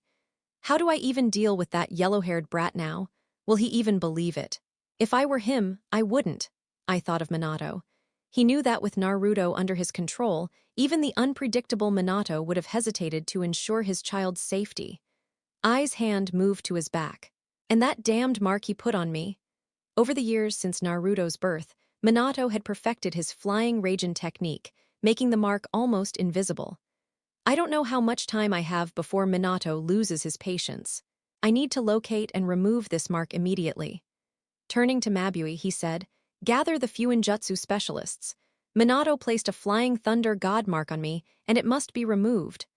Meanwhile, Hiruzen studied the letter sent by their spy in Kumo, while Minato clenched his fists in frustration. "This is clearly false," Minato stated. "Indeed," Hiruzen agreed. "It seems I doesn't care about the consequences." Minato rose slowly. "Then it seems he's effectively declaring war." Hiruzen observed him, surprised by the intensity of Minato's anger. Feeling the weight of the situation, Hiruzen thought of Jiraiya. "Right, Minato, perhaps Jiraiya can confirm what's happening there." Minato shook his head. "He won't. You know what he's investigating." "I understand the sensitivity," Hiruzen said, "but this matter is critical. We cannot risk war." Minato exhaled heavily. "I know my son is a genius, incredibly strong. But 600 assassins? No matter how I analyze it, I can't fathom how that happened." Hiruzen nodded. "I understand. The Uzumaki lineage in him is dominant. Maybe it played a role. The story is so extreme, it's unlikely Kumo, despite their limited cunning, would choose such a report if they grasped the stakes." Minato sighed. "Third Lord, I wish for your guidance. When my family is involved, my judgment falters." "Don't worry," Hiruzen reassured him. "I've been there. In times like these, rely on those around you to navigate the darkest moments." Minato thought of how Kushina might react, knowing even he struggled with the news. In Iwagakure, the tension in the council room was thick. Clan leaders and senior jonin gathered around a large table, their faces tight with concern. Kitsuchi broke the silence. "I can't believe father is gone," Deidara sneered, voice full of scorn. "Naturally. Only a fool would challenge the strongest man alive. Maybe the old man had lost his mind. Who convinced him to fight?" Kitsuchi slammed his hands on the table, fuming. "Quiet, Deidara. Show respect for his death." Deidara rolled his eyes, concealing his satisfaction. "The old man is finally gone. Now nothing stands in my way to create the greatest art the world has ever seen." Taking a steadying breath, Kitsuchi addressed the leaders. "War isn't an option. Our village and the daimyo cannot support it. Submission to Konoha's demands is our only viable path." The Jonin protested. Daiki, a 60-year-old veteran and friend of Anoki, stood. "Lord Kitsuchi, submitting will anger our villagers and further lower our standing with the daimyo. It will erode respect for us worldwide." Kitsuchi narrowed his eyes. "What do you propose, Lord Daiki?" Patience, Daki replied. Konoha will likely retaliate against Kumigakure first.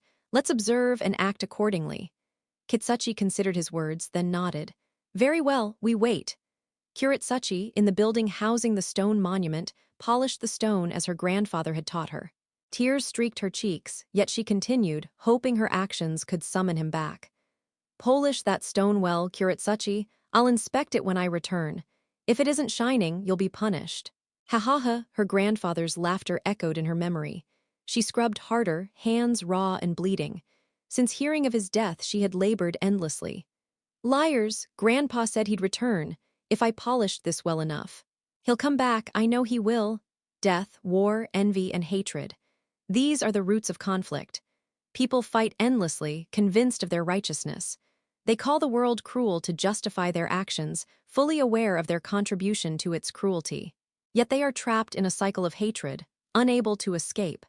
And it perpetuates death, war, envy, and hate. The new generation is dragged into this endless fight, as always. The real victims are the innocent children. They are caught in the cycle without understanding why, without a choice. By the time they grasp the reason, the next generation is already ensnared. So, who is at fault?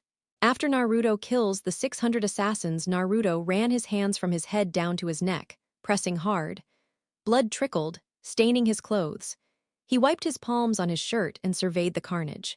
Most bodies had disappeared, but a few remnants remained. A severed head, an arm, a leg. That really drained my chakra, huh? Suddenly, his senses flared. He launched toward the disturbance, chakra surging.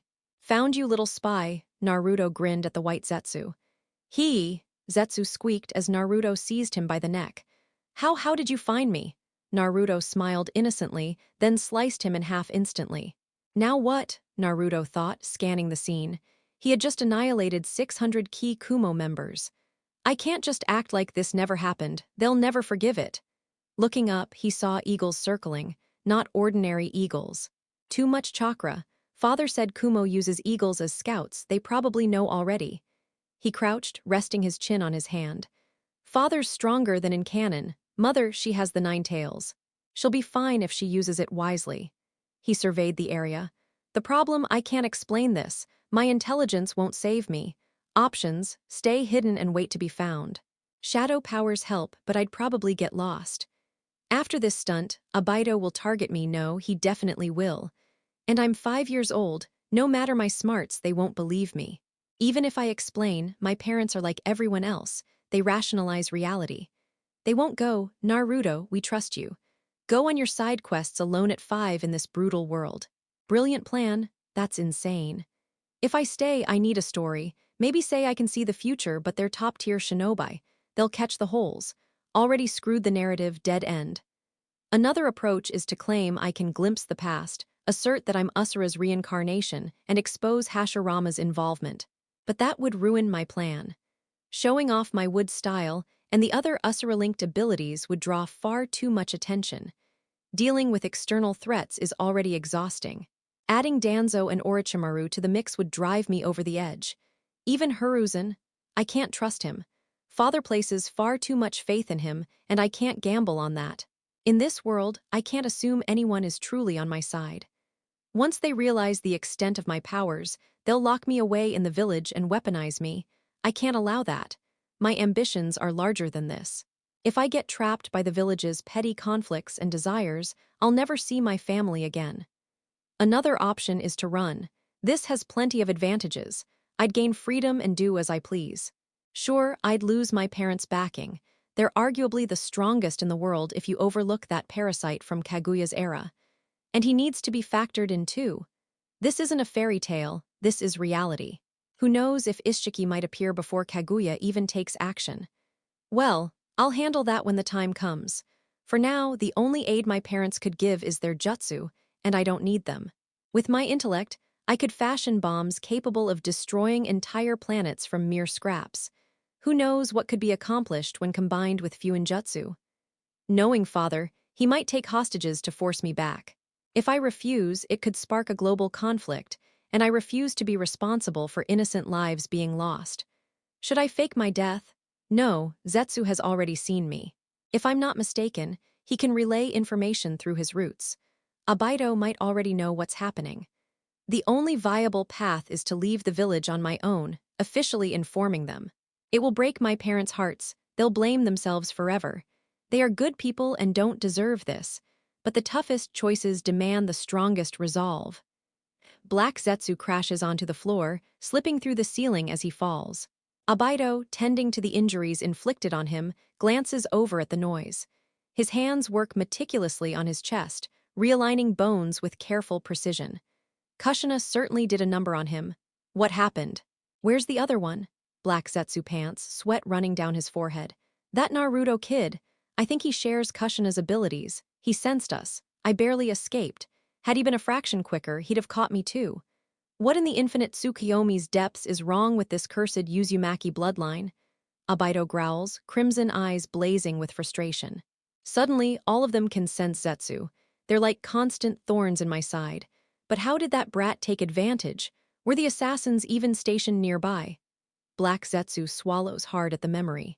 That wasn't an ordinary jutsu, he knew it. It was like a shinjutsu. Abaito raises an eyebrow at Black Zetsu's silence. Spit it out. That kid annihilated them all, Black Zetsu admits. Abaito's eyes widen in disbelief. His hand slips, and the bone he was working on misfires, stabbing him straight in the lung. Oh! Later Jirya surveys the vultures feasting on the remains of shinobi, his expression grim. He had just finished examining the remnants of the fallen. The cuts are unnervingly precise, he mutters, frowning at the macabre sight. I've seen expert swordsmen, but this is something else entirely. And these tiny fragments scattered everywhere.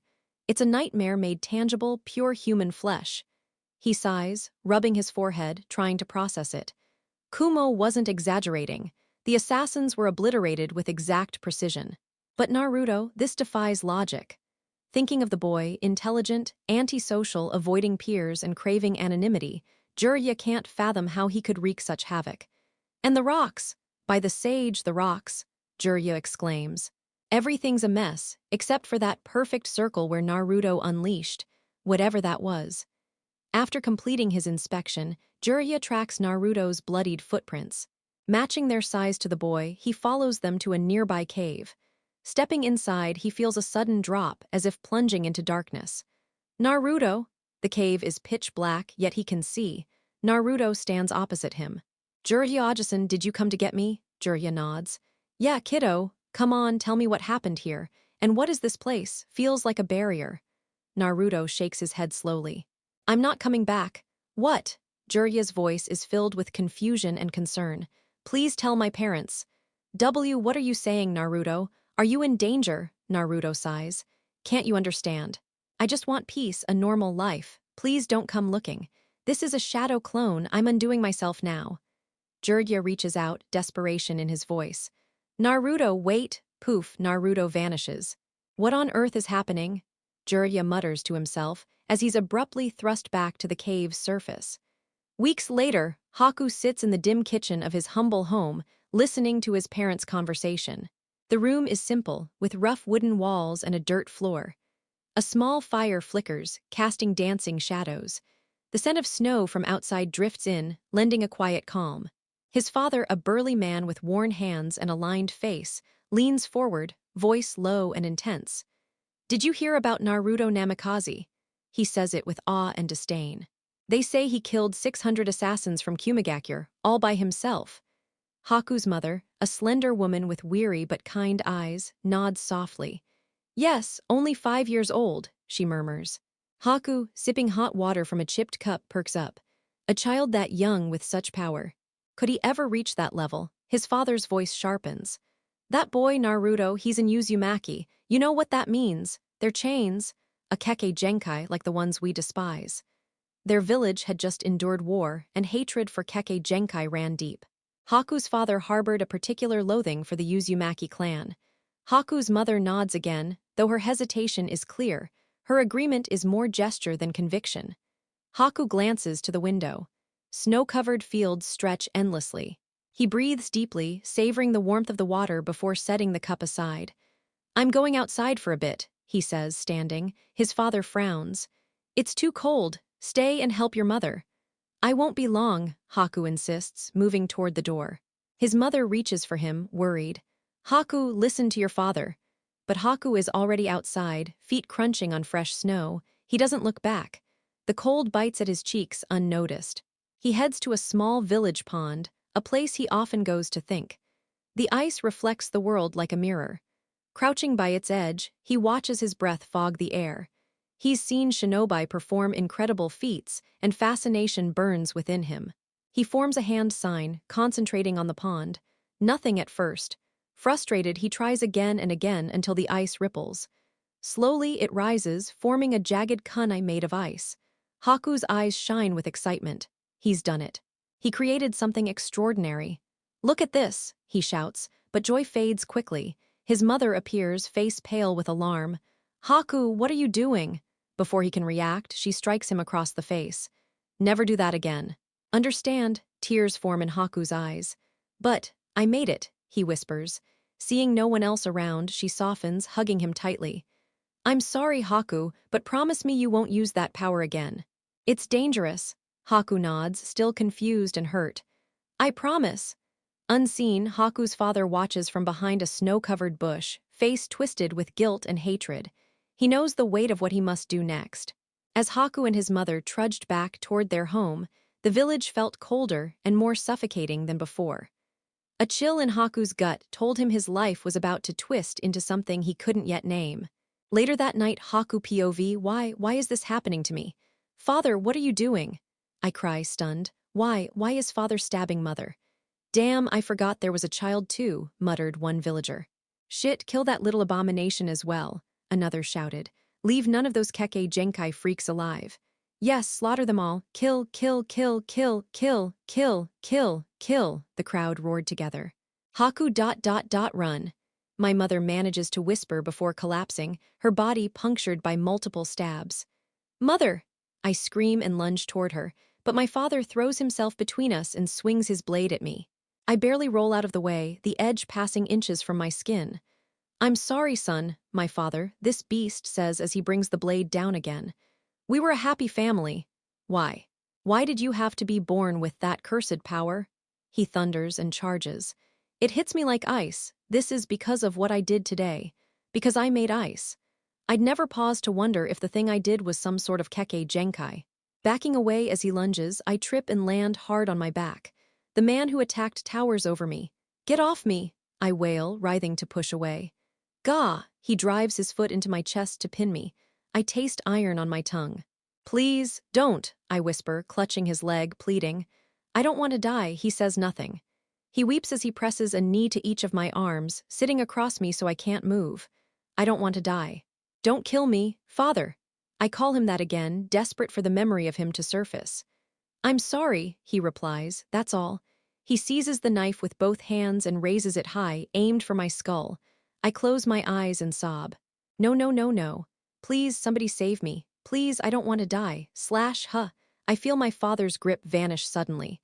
I open my eyes and crimson floods my vision. Arg, I grunt, shove his body away and scramble up trying to see. Ah, my bad, I should have been paying more attention.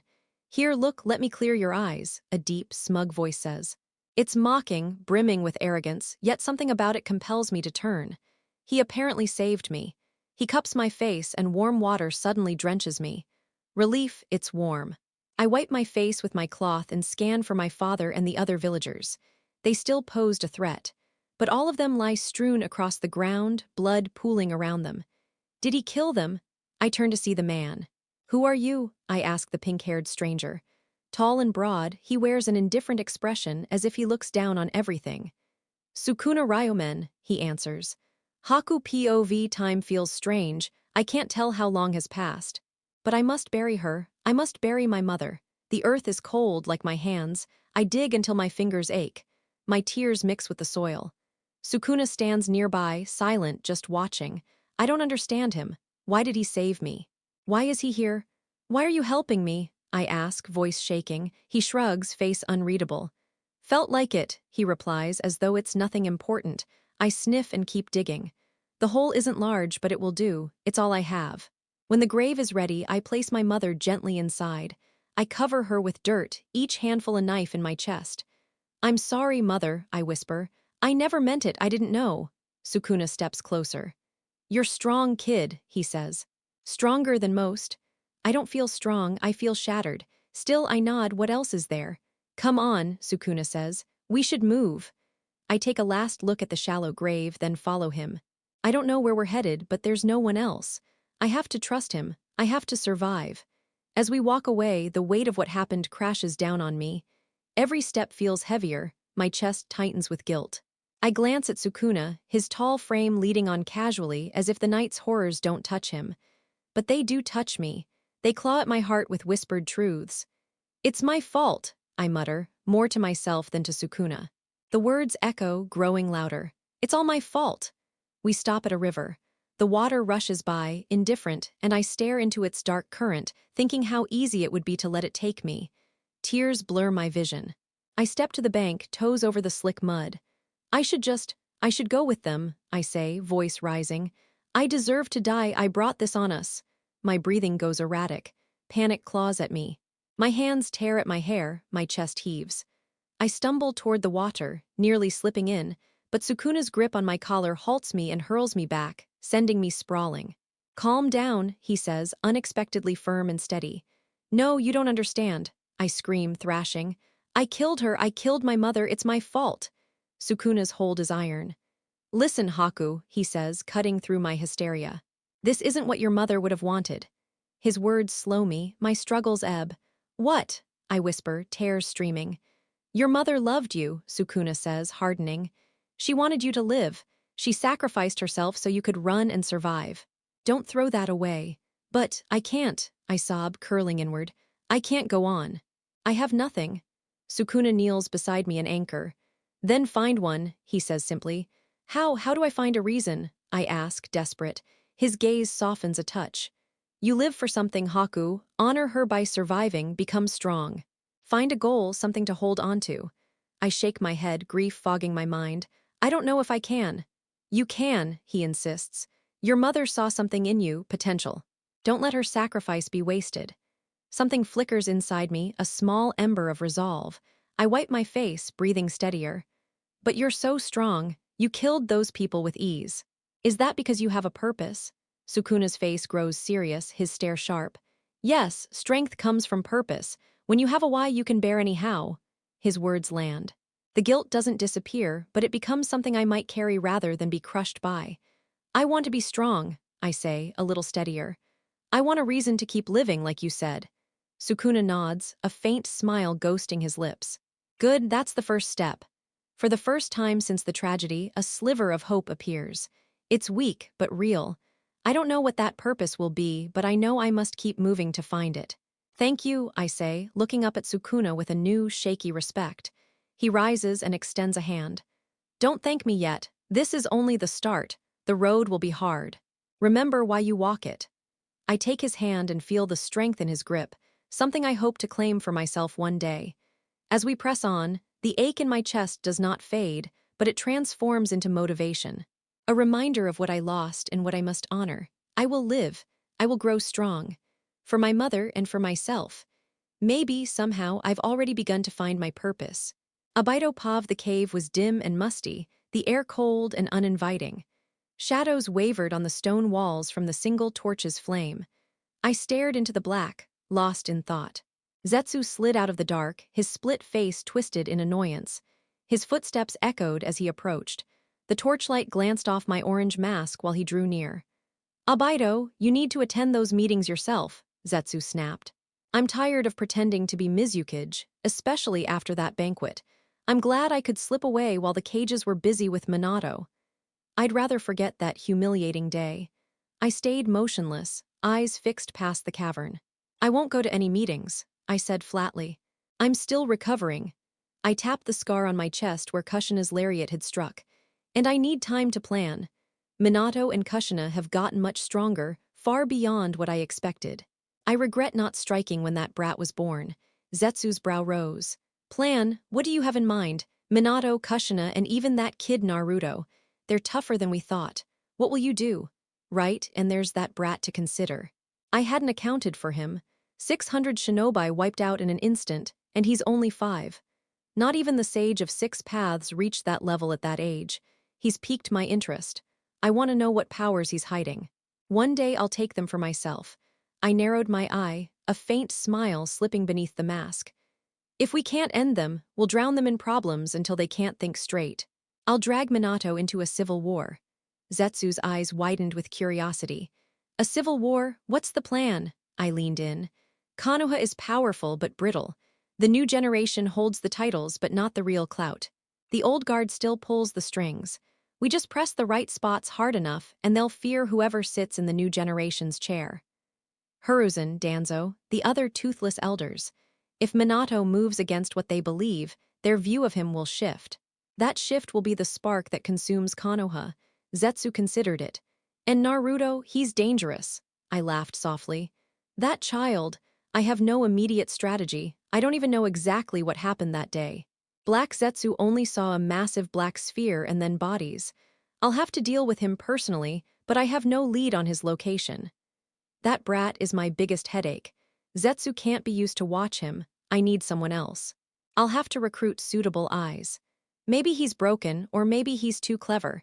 If he'd come back to the village, we could have handled him, but no one knows where he is. His intellect might prove more troublesome than his strength.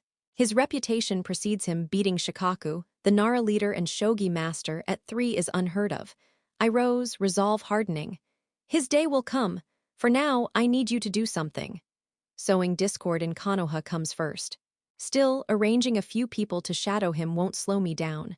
What is it? Zetsu asked. Find the families of the assassins Naruto killed. I have a special use for them and for Konoha. They may have inherited a thing or two from their dead relative. If not, a little instruction from my end will make them useful. Zetsu's interest sharpened. Special how? My eyes went cold. Revenge. If the elders' opinions of Minato shift, they'll oppose him while Minato seeks the support of clan heads. Politically, Minato lacks real sway. To get the results I want, he must win the clans. I understand Konoha's sensing barrier. It doesn't detect me since I was part of it once. I can teleport those family members right where I want them. Done. I'll begin searching at once, Zetsu said. Kumo is under Minato's scrutiny. He distrusts them. My spies say Naruto refuses to return to the village. Minato and Kushina won't like that, but they're cautious. The elders' opinions still matter, and they lack sufficient backing to act against the Reikage. The elders don't want war, and the Fire Daimyo prefers keeping Kumo intact for his own political games. Pathetic swine, those Daimyo. Still, they play right into my scheme. I wonder how they'll react when every heir vanishes from Konoha in a single night. And if Kumo is accused, the Waraverse elders will clash with clan leaders and with Minato, who thirsts for Kumo's blood. Other villages will stay quiet, watching to see Konoha's response so they can decide their moves. Civil war. And if it escalates, the fourth Great Ninja War. The coming years will be deliciously chaotic. Minato's pav. I stare at the elders, repeating myself with mounting frustration. We must act. We can't wait. God knows what my son is suffering. Danzo narrows his eyes. Compose yourself, Hawkage. In times like this, the counsel of our elders matters. Rash action invites severe consequences. I am composed, I say, meeting his gaze. Curse him. I've had it with these relics. I slam the round table and stand. If anyone lays a finger on my child, you'll see what happens when I'm not composed, I warn, and I leave, slamming the door behind me. Just wait, my son, I'll find you. Orochimaru POV, tension buzzes through the village. I've never seen Minato this furious. He trusts Kumo not at all. Jiraiya confirmed the 600 were sliced as Kumo reported, and that the brat refuses to return. It's hard on the young parents, but it's perfect for me. I've wanted more subjects for my experiments, and this situation hands me recruits. Jiraiya's been watching me for a while. He thinks he's subtle. His suspicions slowed me. No longer. Konoha's bureaucracy will delay any swift answer, especially since Minato and some sensei have drifted apart over recent events. Minato pushes for retaliation. The elders resist. This deadlock persists until something breaks it. That buys me time. Konoha expects disturbances, so many shinobi sit tight, me included. I think I'll visit the Land of Water for some valuable prizes. Orphans from clans with Kekkei Genkai are being slaughtered there. A perfect source for manipulable test subjects. They possess intriguing bloodlines. I'll pay the Kaguya clan a visit. Kimimaro POV Naruto Namikaze. Naruto Uzumaki. Which is his true name? Some call him Namikaze, some call him Uzumaki. He's 3 years younger than me, and he annihilated 600 of Kumo's elite. Will they lock him away too? I have a Keke Genkai and I'm caged. If they cage him, will it be bigger, stronger, or can they even catch him? Kimimaro out, time for your match. If I were as strong, would I be freed? Would I stop being a tool? Move, don't dawdle, a guard barks, his voice trembles a little. Strange, I do what my clan demands every day.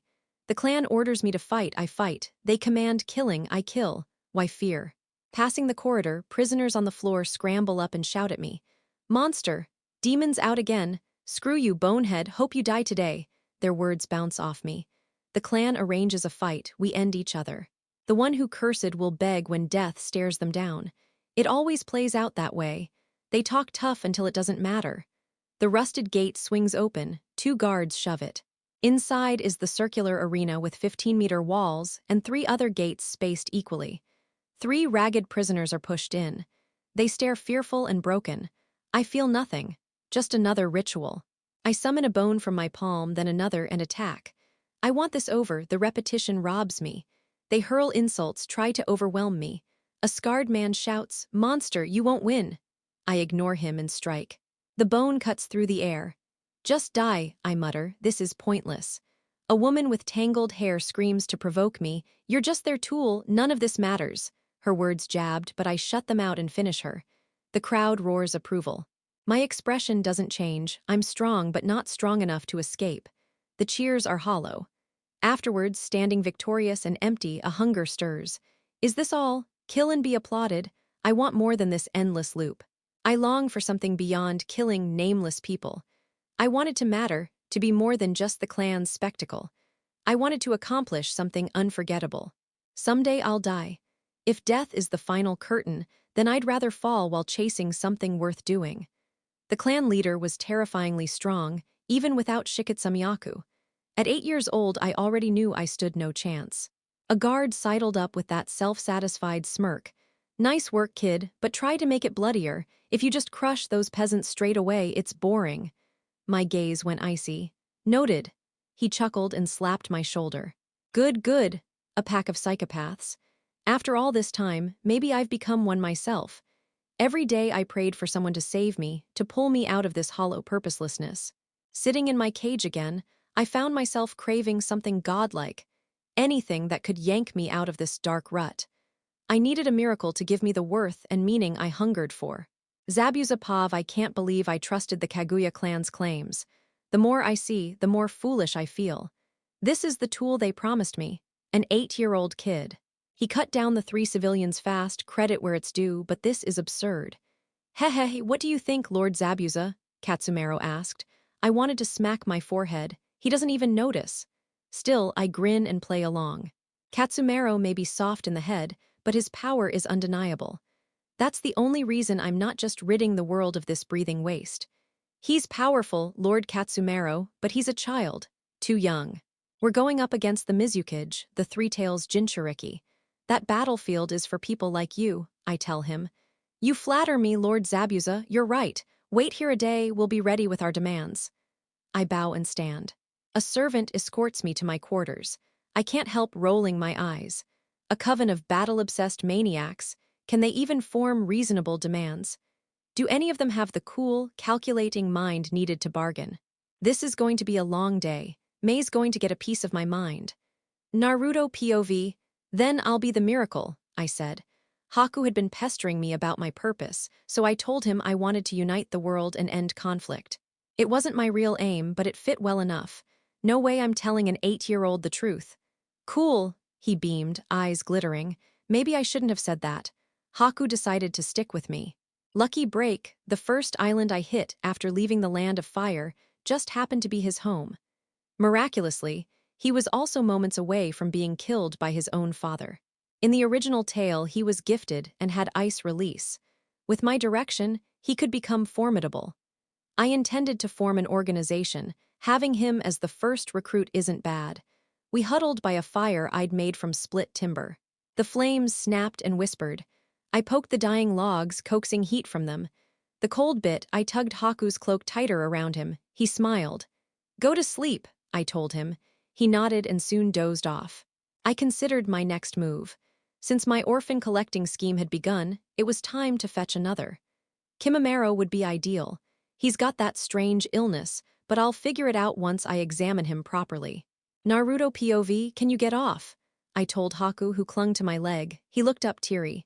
"Pee-wees, lemme calm," he begged, trying to tug at my heart. It might have worked if I weren't about to storm a clan of battle-mad fanatics. "No," I said firm. He wilted like a parched flower. I grabbed his collar and brought his face level with mine. "While I go rescue another kid, you'll stay here and train your chakra control." He whimpered but nodded, enough for now. I pointed to the carved marks encircling us. "And whatever happens, don't leave that ring. It'll keep you safe." I just crafted this sealing technique after studying many Uzumaki Fuinjutsu and Konoha's barrier methods. With what I knew, I built something effective. Sounds inside won't travel out. The usual dojutsu I'm aware of can't peer in. Chakra inside can't be detected, and people near the barrier feel a faint genjutsu nudging them to avoid it. Not bad for a first try. I turned back to find Haku still sulking. "Heth, I must his hair. Do well and I'll get you good food." "Really?" He straightened instantly, all gloom gone. Growing up in a poor, remote village, nice meals were rare for him. "Yeah, so work hard," I said and left. Eventually, I reached the island with the clan. It wasn't far, but finding a clan famed for a keke genkai, especially while they were hunted, wasn't easy.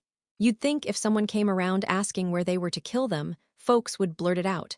But people feared the Kaguya. Fair enough. Who wants to be on those lunatics' bad side, except other lunatics like me? It takes a lunatic to take down a lunatic. I hoped it'd be entertaining. I'd prepared a specialized Fuinjutsu just for them. Orochimaru POV, from a nearby rise I watched the Kaguya compound hum with life. I'd assumed they'd be primitive, wrong. Then I saw something interesting. Zabuza Mamachi, the land of water bleeds civil war. If I'm correct, he's a big player in the rebellion. Is he seeking aid from the Kaguya? Interesting. I wonder if the Mizukage knows. Tensions are already high. The rebellion gaining serious allies would tip the scales. The Kaguya are in hiding like the others. If their location becomes known, I might not even need to move a finger, and that famed child with Shiketsumiyaku will be mine. My genius is unnerving sometimes. Body flicker jutsu, boom, an eruption halted me. What now? I squinted through the dust cloud. I needed a closer look. But my chakra might give me away. Better to send a snake first. Poof, I summoned a flying serpent and ordered it to scout. As a Ryuchi cave summoner, I possess a jutsu to see through some serpent's eyes. The snake obliged. I formed seals and closed my eyes, waiting for its signal. Shing, the snake activated its end. "You goddamn monster, who sent you? Why are you attacking?" I watched a Kaguya member confront a pink-haired man. "I don't think that's your business. Tell me where Kimimaro is." "Fuck you, I'll never tell you. Unless you put me to death, I don't want to die." "Are you stupid?" My exact thought. But who is this man and why Kimimaro? My eyes widened. What the one moment he searched. The next he drew a line in the air and the Kaguya's head was gone. A jutsu without hand seals? No wind aura appeared. If no elemental signature showed, then what was it? This just got far more intriguing. I'd come for one thing, now my attention was diverted. "I'll enjoy dissecting you, stranger. Look what we have here." The bastard caught my snake. Sharp senses. "I know you've been spying all along, you little snake." Perhaps he doesn't know I'm the one behind it. "I'm talking to you, you overgrown lizard. What are you doing so far from Konoha? How does he know it's me?" "Well, whatever. Show yourself or I'll hunt you down. And then it'll be very, very bad for you," he said with a grin. "How long has it been since someone insulted me? Heth, I'll be the one to carve you up, and I'll enjoy every second. Let's find out what you're really made of." Zabuza POV, the people of Kaguya are unbearable. I tried to catch some sleep, but every now and then a scrap would break out somewhere, and the surrounding crowd would start yelling and egging them on. Sleep, forget about it. As night fell, the fight slowed. I dared hope I might finally get some rest. Boom! Of all times, can this clan not let a person sleep? I snatch my katana and step out to see what's caused that explosion. The blast was deafening. Is someone attacking the clan? Who would be crazy enough to do that? Right. I push through the doorway and see a vast plume of dust rising to the east. Who is that? Please not the Mizukage. I form a hand sign and head straight for the disturbance. Katsumaru Pav, when the explosion hit, my first fear was that the Mizukage had found us and sent troops. Because I was close, I reached the blast site fast. Why does this always happen right before something important? Now that Zabuz is here, I thought the Kaguya would climb back to glory. I was already planning how to use the rebellion to our advantage. I'll make whoever did this suffer for 7 generations. Swish! With a final bound, I dive into the dust cloud. My battle-honed senses locate the foe even with my eyes closed. Get him! Don't let him move his hands. That weird technique only works if his hands move. What technique are they yammering about? Slash, slash, slash. Before I can react, invisible blades sever their heads. Blood erupts from their necks, hot red spray splattering across my face and chest. What the hell is happening? And who are you? A man with pink hair. No, wait. What is that? Some kind of monster. 4 arms, 4 eyes, immense build, and a mouth on his belly. What kind of creature is this? Crunch. I don't even notice his foot slam into my chest, crushing ribs. Gah, blood floods my mouth as unimaginable pain surges. I asked a question, he says. I look up, my neck trembling from the strain. No, it's not strain, it's fear. I sneer at myself, me, afraid of someone. I force myself up despite the agony and charge him. Burning houses blur past as I throw a punch, but it stopped cold. I flare my nostrils and spin, hands stretching, fingers tight. He takes a single step back. Damn. I can't even touch him. Bam, he hits me in the face, snapping my nose. My head swims. Wa, is, go, ing, on. Naruto POV, he staggered, but to be certain, I decide to slap him around a bit more. Bam, bam, bam, bam. His face swells, blood everywhere, only a half-broken tooth left. I grin. This guy must matter. Nobody unimportant storms into a dust cloud like that. Seriously, who barges into chaos without a care? Still, no matter how big he thinks he is in this clan, he's nothing compared to me. Ha ha ha. But first, I need confirmation from other Kaguya members. I hunt for another member. They converge here quickly, so it doesn't take long. Who the hell are you? One shrieks at me. Slash, spurt. I waste no time and sever his legs. Aarrrgchhh, he screams louder. Sigh, shut up and tell me who he is. I close the wound to stop the screaming. The man stares at me, terrified. He's trying to speak but only babbles. Did I give him PTSD? He not my problem. I'll find someone else. Slash, spurt. I cut a head off and scan for more, when, who the hell are you? Another screamer appears. I sling the dramatic pink-haired guy over my shoulder and slam the screamer with my palm, crushing him into the ground. Now say who this is, I demand, hoisting the man up. Who the hell is that clown? He asks instead. I peer at the man. Oh, let me patch him up, I say, healing the man's wounds. Clan leader, the second screams instantly. With one hand I form a seal, and the screamer disintegrates into bones. He had decent chakra, I remark, standing. The new Fuinjutsu I invented lets me absorb a person's chakra at the cost of killing them. This solves my weak chakra problem. If I can siphon chakra in battle, I'll never run dry. I shove the clan leader to the ground and heal him just enough to wake. To show who's boss, I press my boot into his face and grind it a little. Erg, he groans. Wake up, clan head, I have a few questions. Who the hell are you? He asks. I slap my forehead. Do you people have only one question? Everyone asks the same thing. Arrgh, I groan. What's your purpose? Finally, a useful question. Tell me where Kimimaro is. Katsumaro POV rage flares as the monster keeps his foot on my face. How dare he? How dare he? I'm the head of the great Kaguya. We are killers by pride. And now this nobody is grinding my face into the dirt. I won't allow it. Since I know what he seeks, I'll do everything in my power not to give it to him. Kimimaro is the clan's treasure. Never will I surrender him. Most ribs are crushed, death is near. If I go, I'll pull this man down with me. Hidden from his view, my right hand makes a seal. Earth release, earth spike jutsu. A spike erupts toward his chest. He dodges, but it forces him off. I roll and rise, pain ignored. He smirks, excited. Persistent, aren't you? I bite back words and charge, bone blades sprouting from my arms. We collide with a thunderous clash. What a surprise! I thought only Kimimaro had Shikitsamiyaku. Let's test it, he sneers, deflecting and countering with a punch. I barely avoid it. The gust from his strike tugs my hair. He knows of Kimimaro's Keke Genkai. How did word leak? I stab a bone blade at his gut. He grabs it, blood seeping from his palm. I twist the blade and wrench it free. Stubborn, he smiles, chakra flaring. Try a regular jutsu. Fire release, fire dragon jutsu. A colossal fire dragon lunges. I leap back and form signs. Water release, water wall jutsu. A water wall clashes with the dragon, hissing steam. I use the fog to circle, aiming for a surprise. But he's ready and slashes with a kunai taken from the clash. I parry with bone, forcing him back with all my strength. You can't win, Katsumaro, he says, confident. Give up. Never, I hiss and lunge again. The fight is a blur, neither side yields. When he strikes my face, a bone spike sprouts from my nose. He halts, eyes wide. I use the opening to kick his chest, sending him flying. Earth release, earth grasp jutsu. The ground shifts into hands that seize him. I charge to finish it. He bursts free with a chakra surge, a feral aura surrounding him. His grin is savage. You handle your Keke Genkai well. He vanishes and reappears behind me. Pain explodes in my back as he attacks and I fall. You're done, he says, standing over me, foot ready to crush my skull. With fading strength, I form a last sign. Bone release. Bone prison jutsu. Bones shoot up, making a cage around him. He simply watches, not forcing a break. If you're going to try, finish it while I give you a chance. You can't hold me. I grin, blood at my lips. I don't need to hold you, just stall you.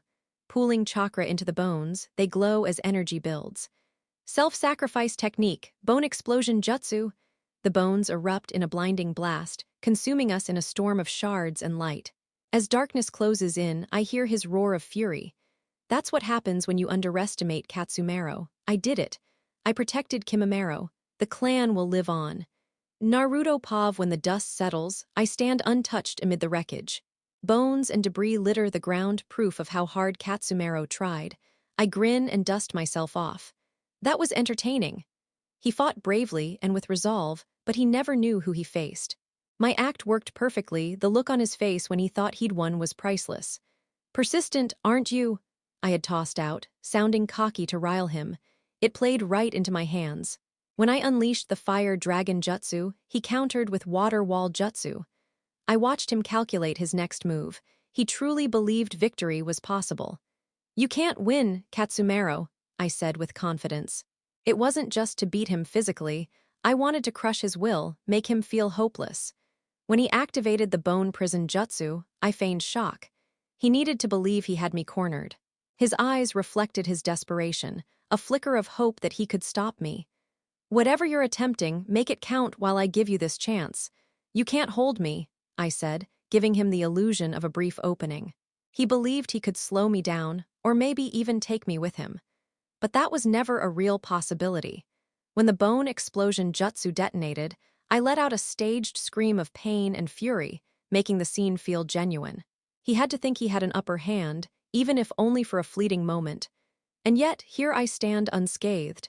His sacrifice was meaningless. Well, perhaps not entirely meaningless. The whole point was to test how adept a clan leader could be with the same Keke Genkai as Kimimaro.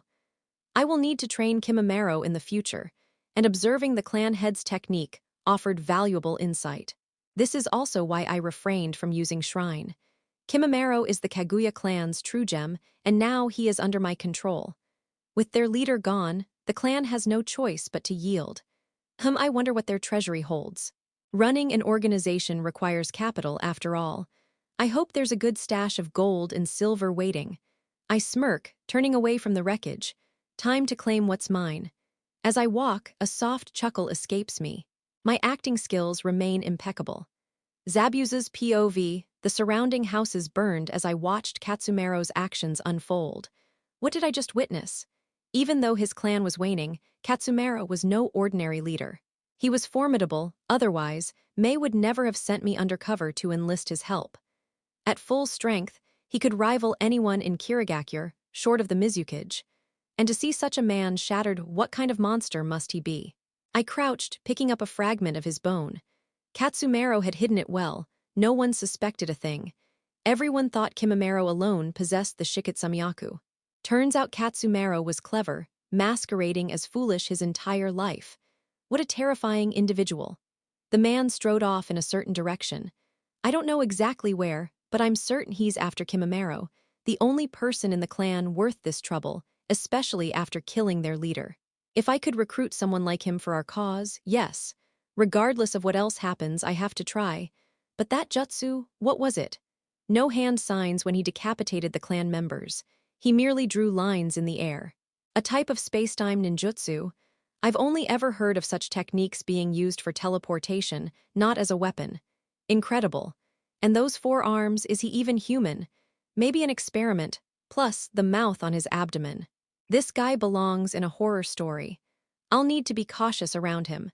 But considering the threat of a Jinchuriki like the Mizukage, dealing with a monster of this caliber seems reasonable. Orochimaru's pav, while that creature tore through the compound, I made my move to locate Kimimaro. I had no clue what his intentions were. Kimimaro would be my vessel. I couldn't afford mistakes. Using transformation jutsu, I became a snake and slithered through the forest, conserving chakra for speed. Moments later, I was inside the Kaguya compound. I ascended a tree for a better vantage point. We're under attack. Grab your weapons and head east. I melted into the branches, observing. Even someone as strong as him couldn't simply bulldoze the Kaguya clan in seconds. Time was on my side to secure Kimimaro. Clan members surged out, wielding swords, spears, and naginatas. I dropped from the tree, transforming back into my human form midair. Now, my future vessel, where are you? I licked my lips in anticipation. I moved room to room, searching for Kimimaro. After a few dead ends, I reconsidered, where would they realistically keep him? The Kaguya clan isn't known for brains. There's only one likely place, the prison. He's treated like property, forced to kill for their amusement. He must be locked up. Body flicker jutsu, I'd wasted enough time. No more theatrics. Soon, I found myself in a training area, surrounded by iron gates. Using chakra sensing, I located the prison. I opened the gate. Prisoners were with Kimimaro, likely made to fight him. As I walked down the corridor, they shouted, "Who are you?" "Snake freak." "What do you want?" They barked meaningless insults. I ignored them. There he was, Kimimaro at the corridor's end. My excitement surged. "I can't wait to uncover the secrets of your bloodline, Tilda." Kimimaro's POV, the explosion woke me, but I wasn't angry, it was just a nightmare. In it, I was over 90, still trapped in prison, forced to fight as the clan cheered. I'm confident I wouldn't survive that long under such conditions. Death would be preferable. The other prisoners cursed the source of the explosion. Foolishness. Just as I decided whether to act, the iron gate opened. A pale, snake-like man entered, scanning the corridor. His gaze landed on me, unwavering. "He's here for me." I ignored the other prisoners and focused on him. "Who are you?" I asked. He grinned, starting to speak.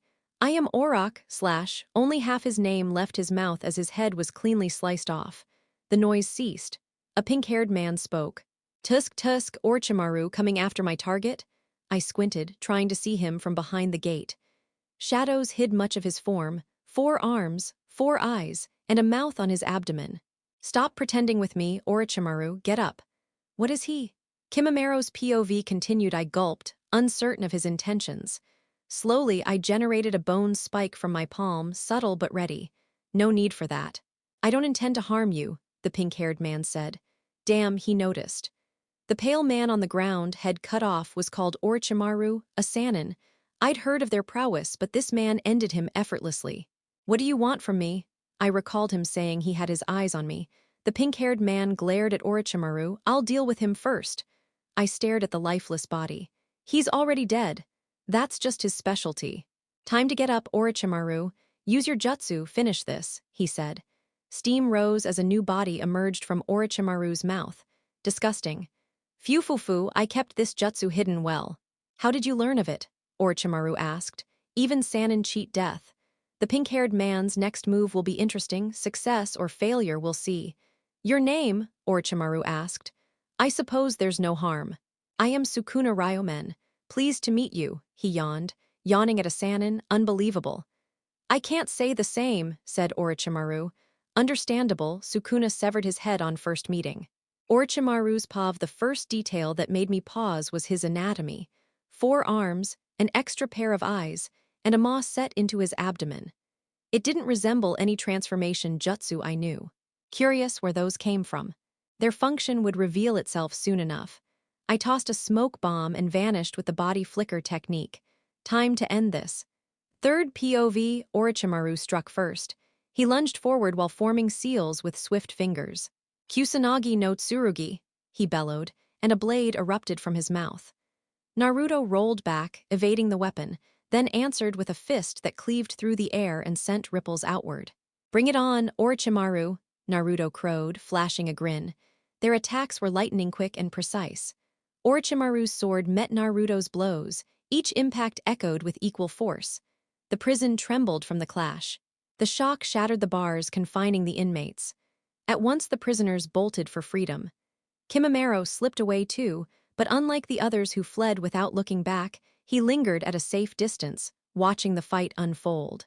Summoning jutsu, Orochimaru, needing reinforcement, called forth enormous serpents. They lunged and hissed with lethal intent. Naruto flicked his fingers lazily. The dismantled jutsu struck the snakes. Their forms ruptured and burst apart. Orochimaru's gaze pinched. "So that's it. Not a spatial trick after all. I misjudged it. This is something else entirely." "Quite the curious technique you possess," Orochimaru said, rapidly forming more seals. "Fire release. Fireball jutsu." Naruto flew headlong into the blazing orb, spinning midair as he sent dismantles from both hands to carve across through the fireball. He dove through the gap he'd opened and hurled a dismantle toward Orochimaru. Slash. Spray. Orochimaru's right hand was severed, but he barely reacted beyond analysis. "So it's not spatial. What manner of jutsu consumes chakra like that? I must keep my sensory focus razor sharp."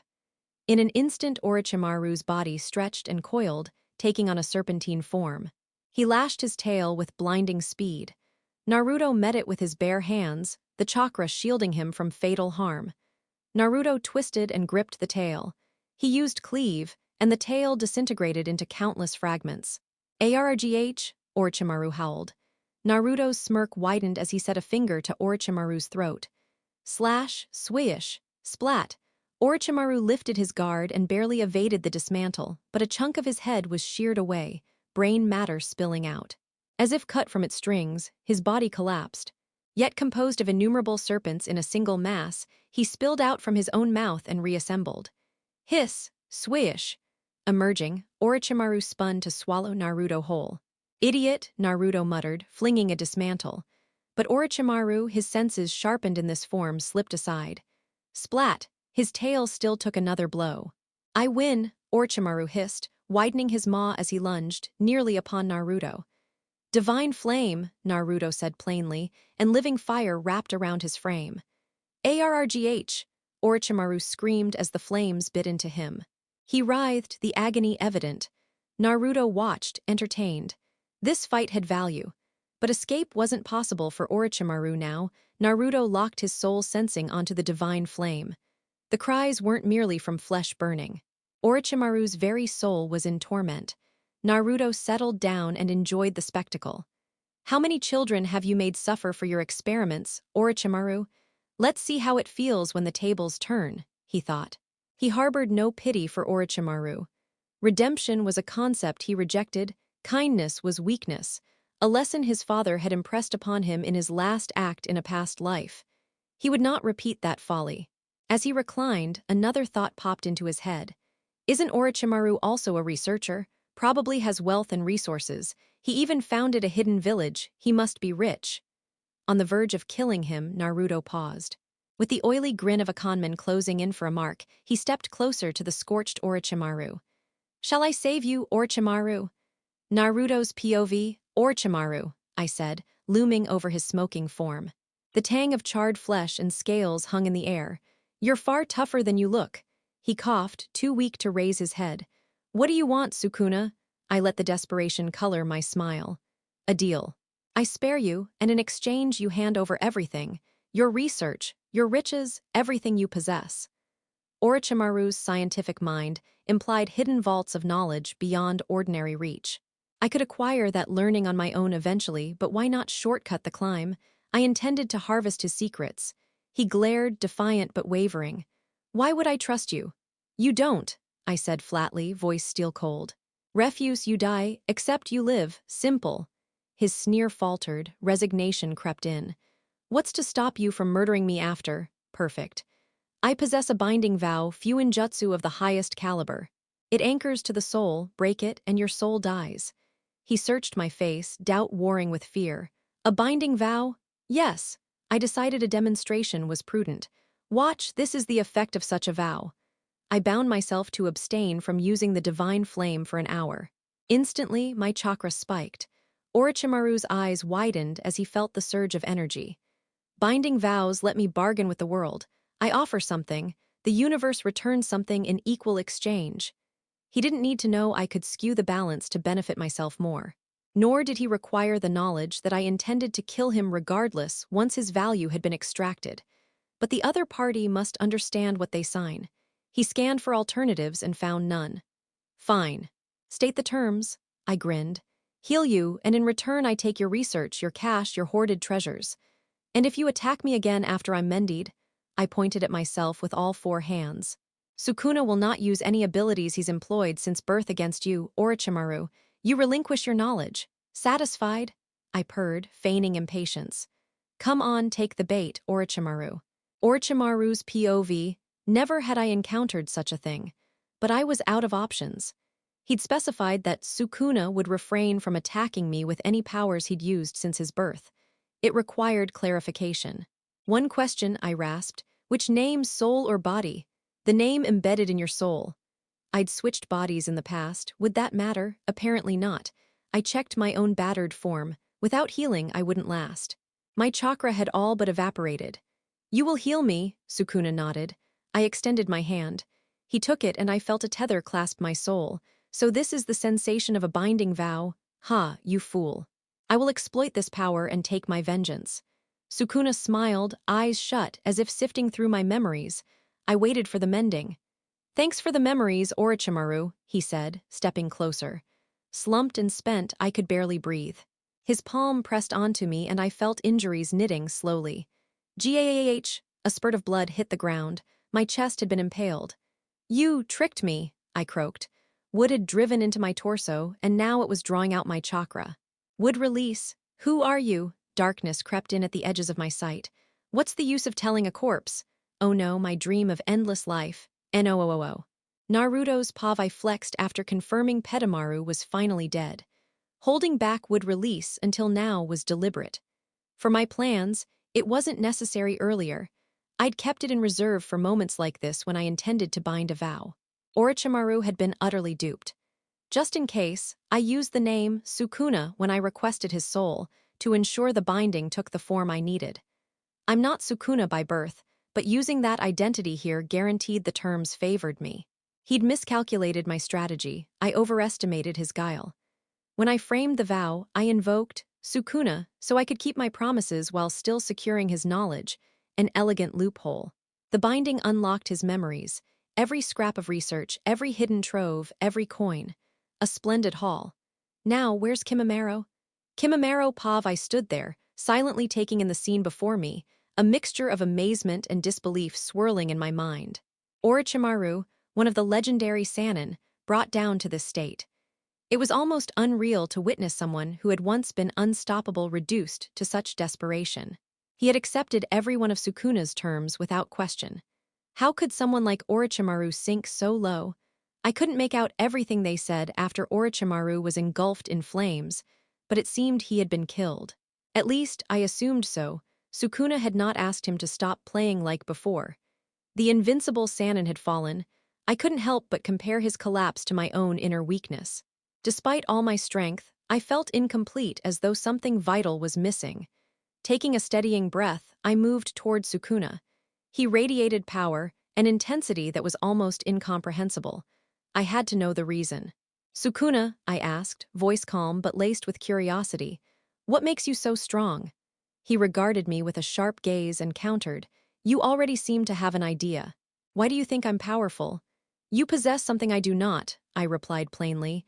He nodded thoughtfully, eyes narrowing with interest. I'll give you a hint. What you're missing is purpose. It's fortunate that we met, you're about to find it. Purpose? That was it. A subtle ache of longing struck me.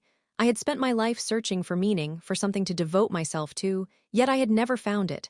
I needed answers. What is your purpose? I pressed, hoping his words would illuminate the path for me. Instead of answering, Sukuna flipped the question back. Why do you seek to know? What? I hesitated. Didn't you just say you'd guide me? He shook his head. You haven't answered my first question. I need to see if you're wasting my time or if you truly seek purpose. You lack it, I can tell. But do you recognize that void and wish to fill it, or not? I paused, then chose honesty. I've always sought something worthy of my life. When Orochimaru appeared, I thought perhaps he was it. But now I see he isn't enough. I need something greater, something truly worth fighting for. Sukuna listened silently, then a smile crept across his face. I aim to conquer this world, he said, voice filled with unwavering conviction. I want to establish peace across the lands. I will create a world united under a single, indomitable rule that no one can defy. His words stirred something deep inside me, a purpose grand enough to leave a lasting mark on the world. This was exactly what I had been searching for. That's a worthy goal, I said, a rare clarity settling in my chest. May I join you? Can I help you bring this peace to life? He grinned. Why not? That was part of the reason I came here anyway.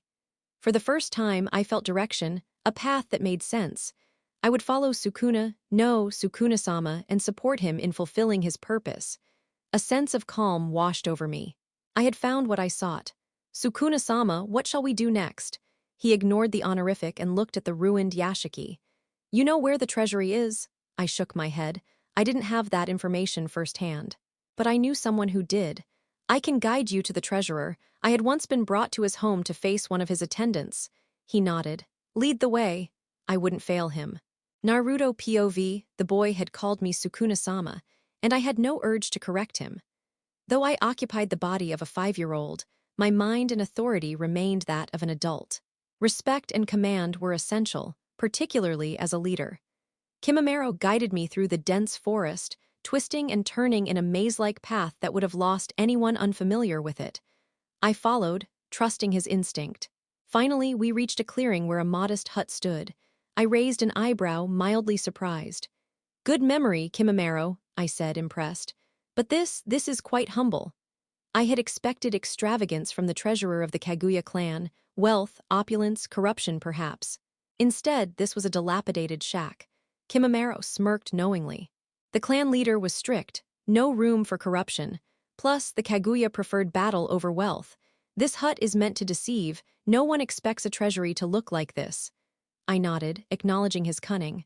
I underestimated them. They're smarter than I thought. A few guards and Tatsumaro are mostly underground. Stay vigilant. I stepped forward, pushing the door open. Inside was dark, cramped, but I quickly found a hidden trapdoor sealed with fuinjutsu. A grin spread across my face. I was skilled with seals, and this one fell open effortlessly. I leapt down. Swish, swish, swish, 3 figures attacked immediately. Swift, but I was swifter. Slash, dismantle, cut them down in an instant. Their bodies hit the floor with muted thuds, and I scanned the room. Gold and silver gleamed beneath the dim light. My grin widened. This was exactly what I had come for. Kimimaro's POV Sukuna-sama stored the Kaguya treasure into a scroll, satisfaction evident. Clever, hiding the treasury in the treasurer's own home. One last body lay in the basement corner, the treasurer. Sukuna-sama hadn't summoned his forearm's form yet. He'd told me it was only temporary. I'll make it permanent soon enough, he had said, eyes alight with determination. Let's go, someone is waiting. Swish, swish. I followed, curiosity gnawing at me. Someone, should I ask? Sukuna-sama, reading my thoughts, glanced back. If you have questions, ask them, don't just stare. I cleared my throat.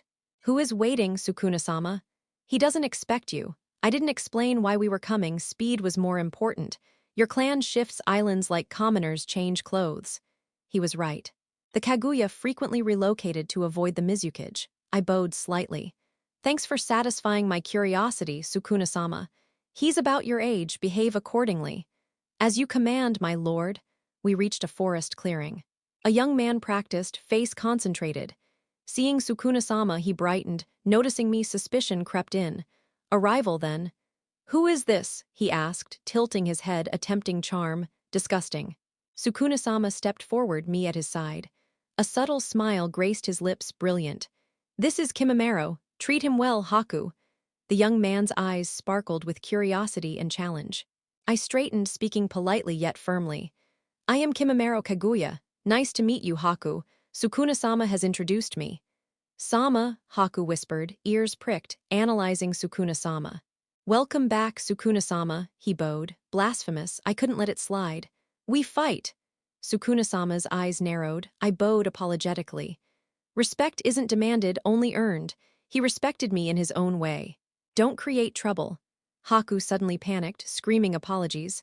Sukuna-sama lifted both our heads to his eye level. "You fight only when I allow it. Understood?" We nodded hastily. "Introduce yourselves properly," he commanded. "I am Kimimaro Kaguya, wielder of Shiketsumiyaku," I said. Haku's eyes lit up slightly. "I am Haku, wielder of Ice Release." Sukuna-sama nodded. "Good, I'll return shortly. Talk until then." We glared at each other, and the moment Sukuna-sama disappeared, we lunged. NARUTO'S POV Haku and Kimimaro's first encounter unfolded exactly how I anticipated. Even now, they're probably locked in combat out of my sight. There's something entertaining about watching kids like them clash. It warms me to see two young souls, both scarred by life, still find the energy to get angry at one another and embrace their existence. I don't blame them for ignoring my instructions. They're children, after all. In time, they'll understand the importance of following my guidance. They're young now, but I must cultivate their talents efficiently. With the right nurturing, I'm confident they'll both be formidable by the time they reach their teens. Interestingly, they share much in common. Both were seeking meaning, and I've given it to them. It's only a matter of time before they grow into steadfast allies. I'm certain of that. The Kaguya clan isn't entirely gone. I didn't eliminate every member. However, Abido might see them as pawns to consolidate control over the village. Kimimaro possesses the Shiketsumiyaku, and Haku wields the Ice Release. With careful planning, I can drastically enhance their abilities. Perhaps I could even teach them each other's Kekkei Genkai. It would exponentially increase their power. Shiketsumiyaku offers incredible defensive potential, while Ice Release remains extremely adaptable.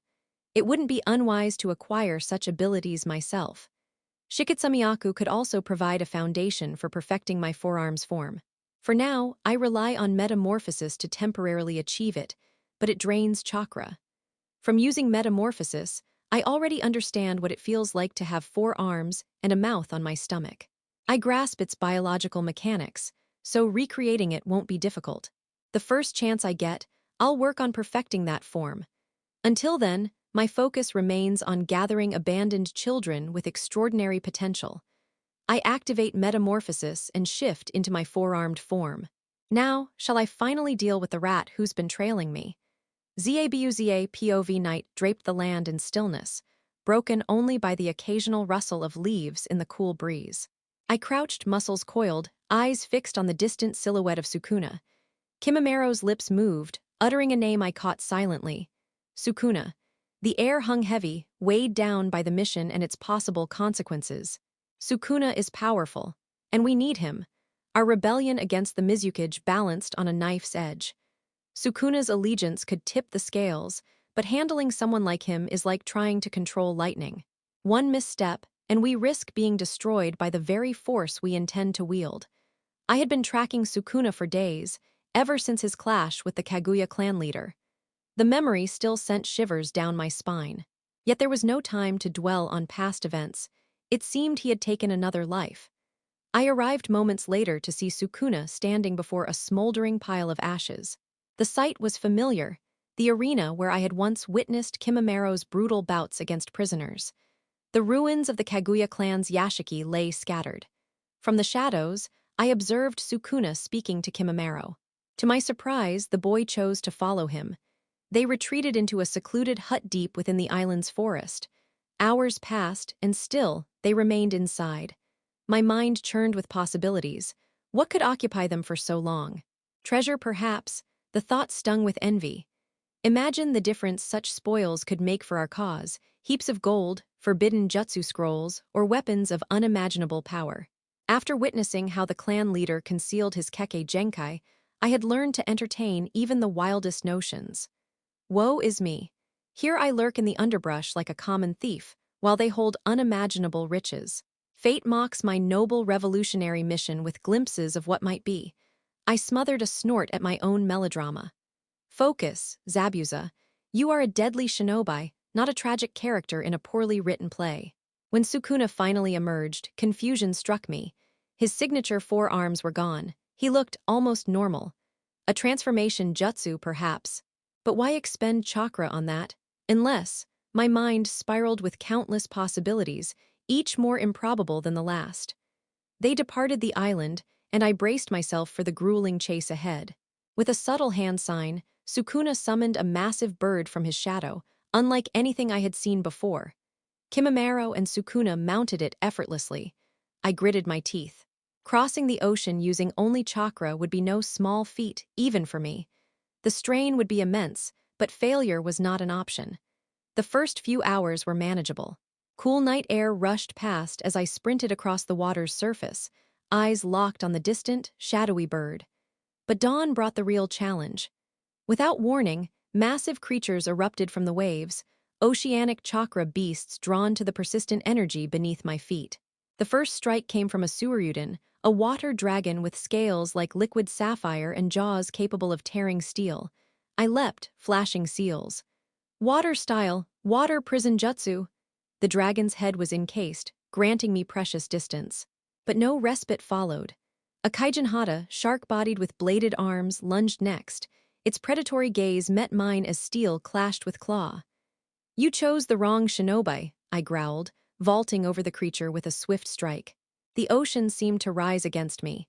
Tentacles of living water, imbued with hostile chakra, lashed at every angle.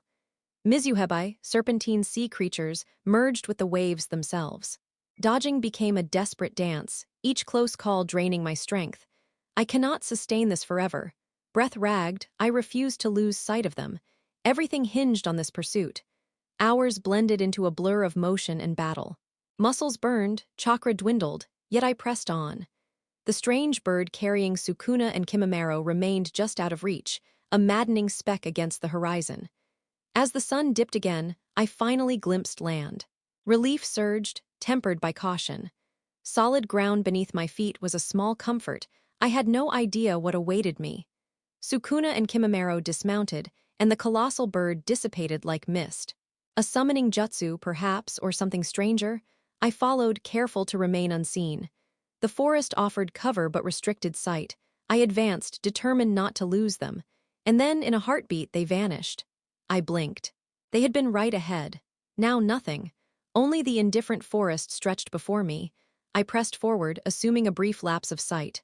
But as minutes became hours, the unsettling truth settled: I was lost. Every tree seemed identical, the undergrowth an endless green maze. I thought I glimpsed clearings, yet each attempt to reach them failed. This isn't right. A trained shinobi, an expert tracker, how could I be circling endlessly? Doubt crept in, insidious and gnawing. Had I imagined it all? Chasing shadows, driven by desperation and duty. The forest seemed to twist reality, bending around me. No, I chanted internally, centering my chakra. Release! Nothing. Rage erupted.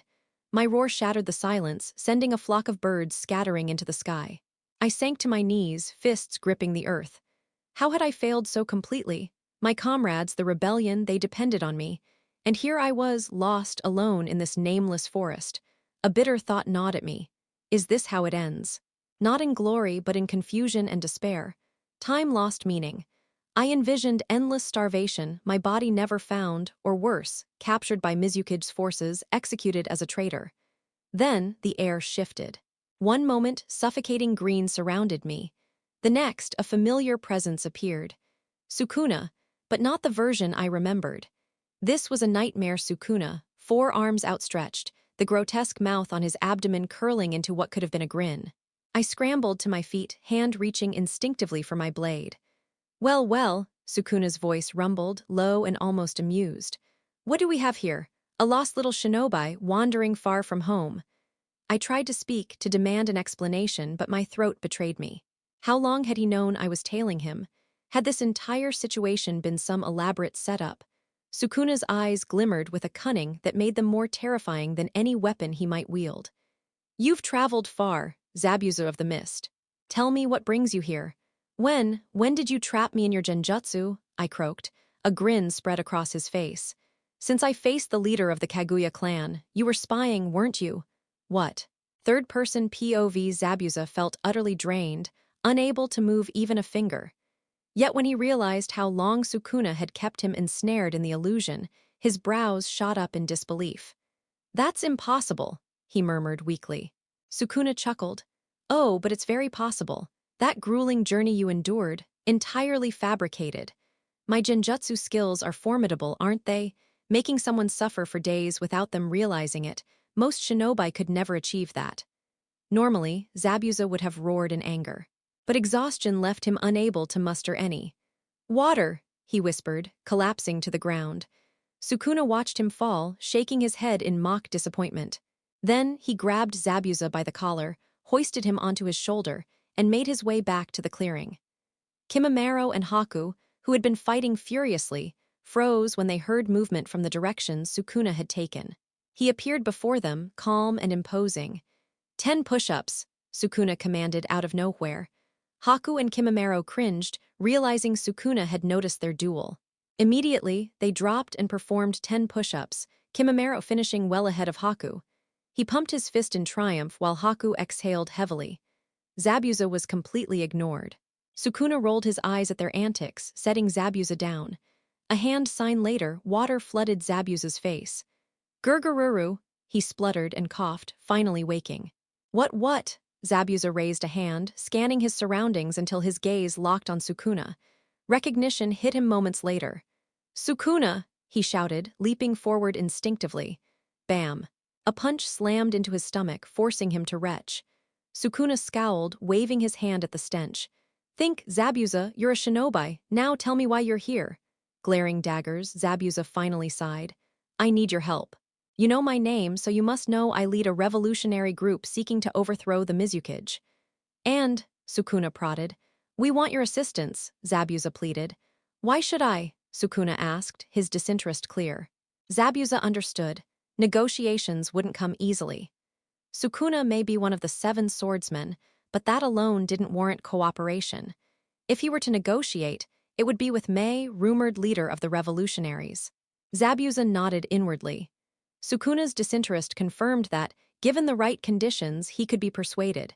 Drawing a scroll from his pouch, Zabuza performed a hand sign. A puff of smoke revealed a seal. This contains Mei Terumi's chakra, Zabuza explained. You're a sensor ninja, you should be able to identify her unique chakra. Sukuna examined the seal. Yes, lava and boil release. Strong yin energy, likely a woman. Mei perhaps, but I won't leave it to chance.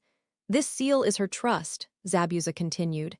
I have permission to negotiate on her behalf. Take me to her, Sukuna said, finality in his tone. Zabuza nodded, legs trembling from the lingering effects of the genjutsu. Even though it was just an illusion, it felt real. He's a monster.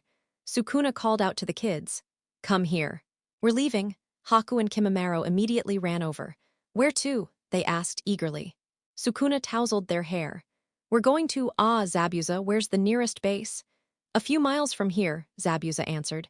Sukuna nodded, hoisting the 2 kids. Then let's move. Mei's POV in a dimly lit room on a secluded island base, Mei sat at her wooden desk. The faint scratching of her pen on paper filled the silence. The quiet gave her focus. There was much to plan to ensure their success. Her green eyes scanned the documents before her. The door creaked open. Ao entered, one eye assessing the room before resting on her. His expression was grave. Mei-sama, Ao began, urgency underlying his calm tone. Zabuza has returned with someone. She looked up, eyebrows raising. Who? A man named Sukuna, Ao replied. Mei blinked, surprised. The one who killed Tatsumaro, she asked. Yes, Ao confirmed. Zabuza went to recruit him and instead he brought his killer. Mei's surprise deepened, setting her pen down. She understood the strategy. Facing one of the most dangerous shinobi, unconventional advantages could tip the balance. Interesting, she murmured, eyes narrowing. Sukuna must have come to negotiate. The seal Zabuza carried confirmed it. Ao stepped closer, lowering his voice. We must be cautious. The records of Sukuna don't paint him as a saint, May smiled. We're not saints, Ao, but you're right. Caution is necessary. Decision made, she stood. Let's see what Sukuna wants, and what he demands in return. Ao handed her a scroll detailing Sukuna's encounters with the Kaguya clan. May Terumi POV, the first impression of the pink-haired man was rude. Sukuna lounged with a leg draped over the table, radiating confidence or arrogance. As she approached, the view of his muscular frame tightened her chest. She stopped, closing her eyes to steady her breath, though it likely appeared like control over anger. Opening them, she fixed her gaze on Sukuna. What do you propose? She asked, voice firm. Can you afford me? He replied, his rugged tone making her heart skip. She grabbed a chair, sitting cautiously. Your skills are impressive. Defeating the Kaguya clan's leader is no small feat. Yet our real opponent is far stronger, she said, laying a subtle trap. Her words could read as a test or a request for his terms. My question remains, Sukuna grinned. What show of power do you suggest? May realized. By not falling into her trap, he demanded a demonstration of his true capabilities. Sukuna removed his legs from the table. May's brow arched. Clever, he's testing me as I tested him. She crossed her legs, adjusting her dress and armor. Can you eliminate him? May asked directly. No games now. As revolutionary leader, she could not afford missteps. I specialize in such targets, Sukuna assured her. May-sama, Ao called. Sukuna's gaze flicked toward him, then back to her. Ao's proximity emphasized his rank. He handed her a paper discreetly. She read it, eyes returning to Sukuna. You have children? I do, he confirmed, resting his chin on a hand. May rose, forming a hand sign, the paper melting to the floor. Then we should move. The road ahead is long. What about the kids? May asked. They'll come along, but they'll stay back while we handle things, he replied. Handle things? Handle the Mizukage. May's shoulders stiffened as she turned toward the door. She glanced back over her shoulder. Meet me in 10 minutes. Ao will take you to the location, she said, giving Ao a brief look. He nodded in acknowledgement. The chair screeched as Sukuna rose, his towering frame nearly brushing the ceiling. Ao quickly spun on his heel, wiping sweat from his brow, though Sukuna barely noticed. Once alone in her quarters, May collapsed to the floor. She tugged at her dress, stretching it out, and surveyed its state after only a day's wear. She sighed. Slowly, she moved to a drawer and retrieved a fresh dress, one better suited for combat. As she changed, her thoughts drifted to the note Ao had handed her. He killed Orochimaru. The news was staggering. She had planned to test Sukuna by sending him on a mission tomorrow, but everything had changed. Orochimaru, the strongest of the three Sannin, no less, was dead at Sukuna's hands. How it happened was unclear. It wasn't in the scroll Ao had given her before meeting Sukuna. That was why she had avoided mentioning it and instead inquired about his children, a detail she already knew. She needed more information first. Something during their conversation must have revealed this shocking truth. A faint clatter from the corner of the room caught May's attention. She hurried over, and chakra forming around her fingertip traced a symbol on the wall. Click. A hidden panel slid open, revealing a small scroll tucked inside.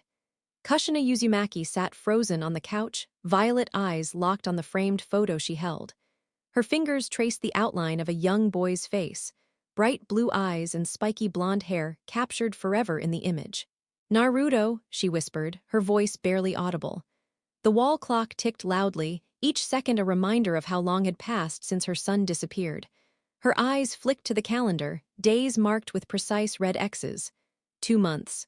2 agonizing months since Naruto left. A soft knock at the door broke the silence. Kushina, Minato called gently. She didn't answer. The door creaked open, and Minato stepped in, concern etched on his face. Her fiery hair hung limp, dark circles framing her eyes. Kushina, love, he said, moving slowly toward her. It's nearly noon. Did you eat anything today? Kushina shook her head, gaze fixed on the photo. Sighing, Minato sat beside her and placed his hand over hers. I know it's difficult, but you have to care for yourself. Naruto wouldn't want to see you like this. Her fingers clenched tighter around the frame. How can I eat when I don't even know if he's alive, Minato? What if he's hungry, cold, scared? SHH, he soothed, drawing her close. Naruto's clever. He knows how to protect himself. Kushina leaned into him, tears welling. But he's just a child, Minato. Our child. How could this happen? Minato ran his fingers through her hair, guilt and worry heavy on him. I ask myself that every day. But focusing on that won't bring him back. We have to stay strong, for him and for each other. They sat in silence, the room thick with grief. Minato masked his pain. Someone had to remain strong. Finally, Kushina whispered, "Do you really think he killed 600 shinobi?" Minato paused, choosing carefully. I don't know. It sounds impossible, but given recent events, I can't dismiss it entirely." Kushina met his eyes. Why didn't he come back? She couldn't think beyond her son. The deaths meant nothing. "I think he realized the darkness within our own village," Minato said, voice tinged with regret. "Since becoming Hokage, I've seen the village isn't the shining beacon it claims to be, Kushina." She nodded. They were shinobi, they had seen horrors firsthand. There are factions, inside and outside, vying for power. If Naruto had returned, he'd be at far greater risk. The elders would exploit him as a weapon. You know that as well as I do, Kushina. The memory of being treated like a pariah stung. She never wanted Naruto to endure the same. "Why is this so hard? I want him here but also away. I don't know what to do," Kushina cried. Minato cupped her cheek. "We've expanded the search, but there's no sign. We have to trust him and let him be." She buried her face in his chest. "I hope he reaches out somehow." "All we can do is wait," Minato said, pressing a kiss to her forehead. "He'll understand us one day." Kushina stayed quiet, clutching his shirt, praying for Naruto's safety. "Come on, eat a little, okay?" Minato said, rising and offering his hand. After a moment, she took it, allowing him to lead her to the kitchen. He noticed how frail she had grown. While he prepared a simple meal, Kushina stared into space, the quiet punctuated only by cooking sounds. "Here," Minato said, placing miso soup and rice before her. "Try a little." She nodded, picking up her chopsticks and chewing mechanically.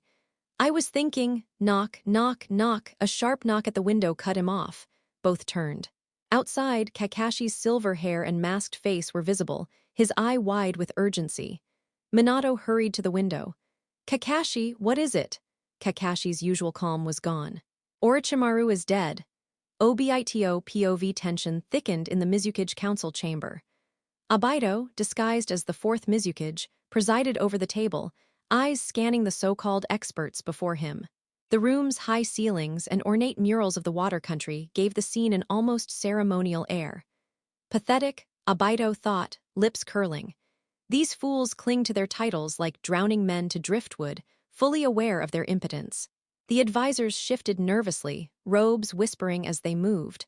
Obito smirked inwardly, enjoying their discomfort. Finally, the elder Zakaru cleared his throat.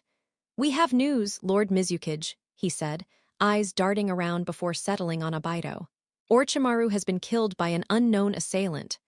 Obito raised an eyebrow, feigning surprise. He already knew via Zetsu, but the speed of the report amused him. "Your network has grown, Zakaru," he said, voice laced with dangerous curiosity. Zakaru flinched, hands shaking. My lord, my circle hasn't changed. The information came from merchants at the port overhearing rumors." Obito reclined, outwardly calm but inwardly scornful. Weaklings just as he wanted. Tekkenma, the second elder, added, "We dare not interfere, my lord. Orochimaru's death is shocking, but more surprising is the place of his death." Obito gestured for him to continue.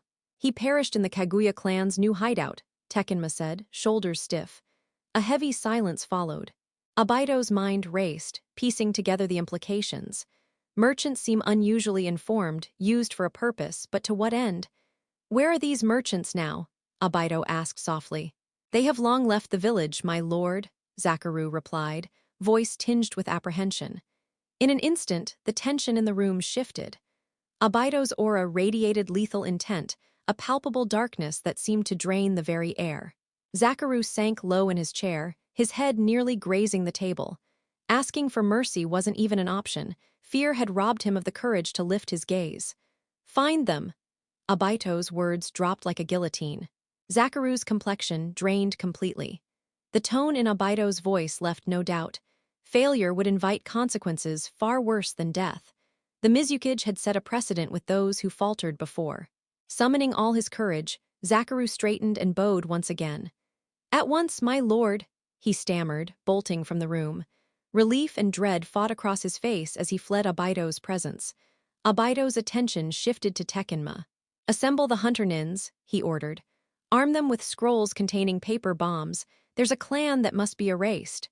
"Yes, my lord," Tekenma responded instantly, leaving the office with surprising swiftness for his age and build.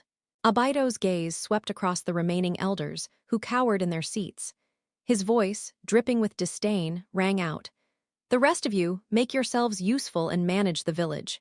Should I find any negligence upon my return, your families will meet me, with your heads wrapped in furoshiki. Understand?" "Yes, my lord," they shouted in unison, scrambling away in robes and panic. Once the last elder fled and the door slammed, Abaido allowed a brief pause to think.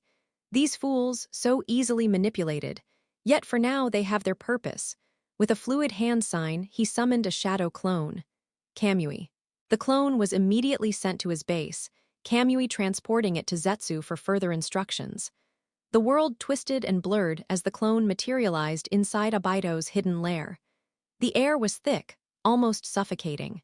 Zetsu's mismatched eyes glimmered faintly in the dim light, his form seemingly merging with the shadows. "Finally," Zetsu's dual-toned voice echoed. "You took your time, Abaido."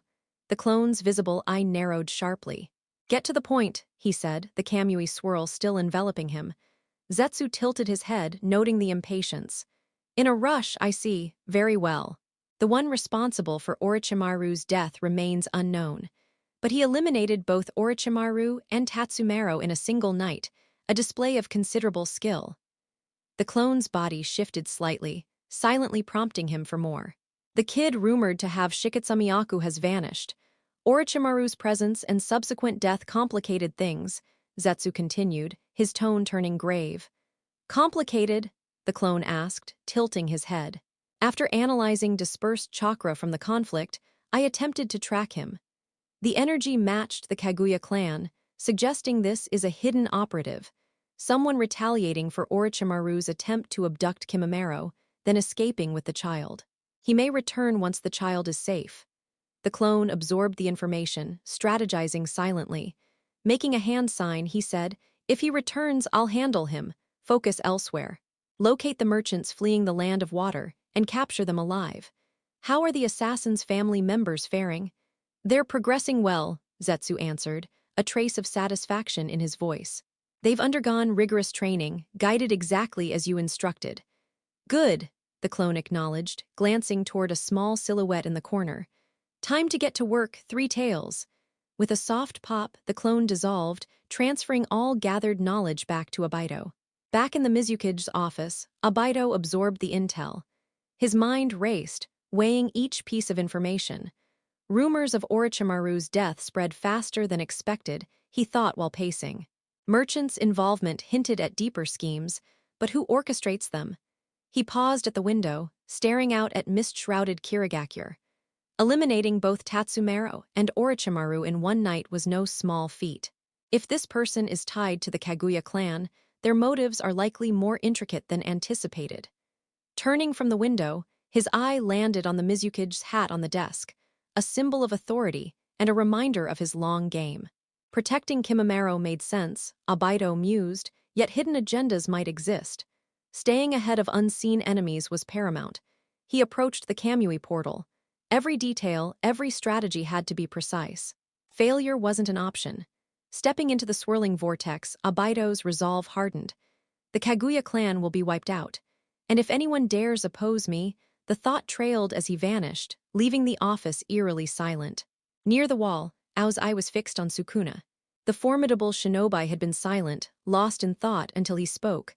"Fetch me pen and paper, Ao," Ao blinked, perplexed. "If I may, why?" Sukuna smirked.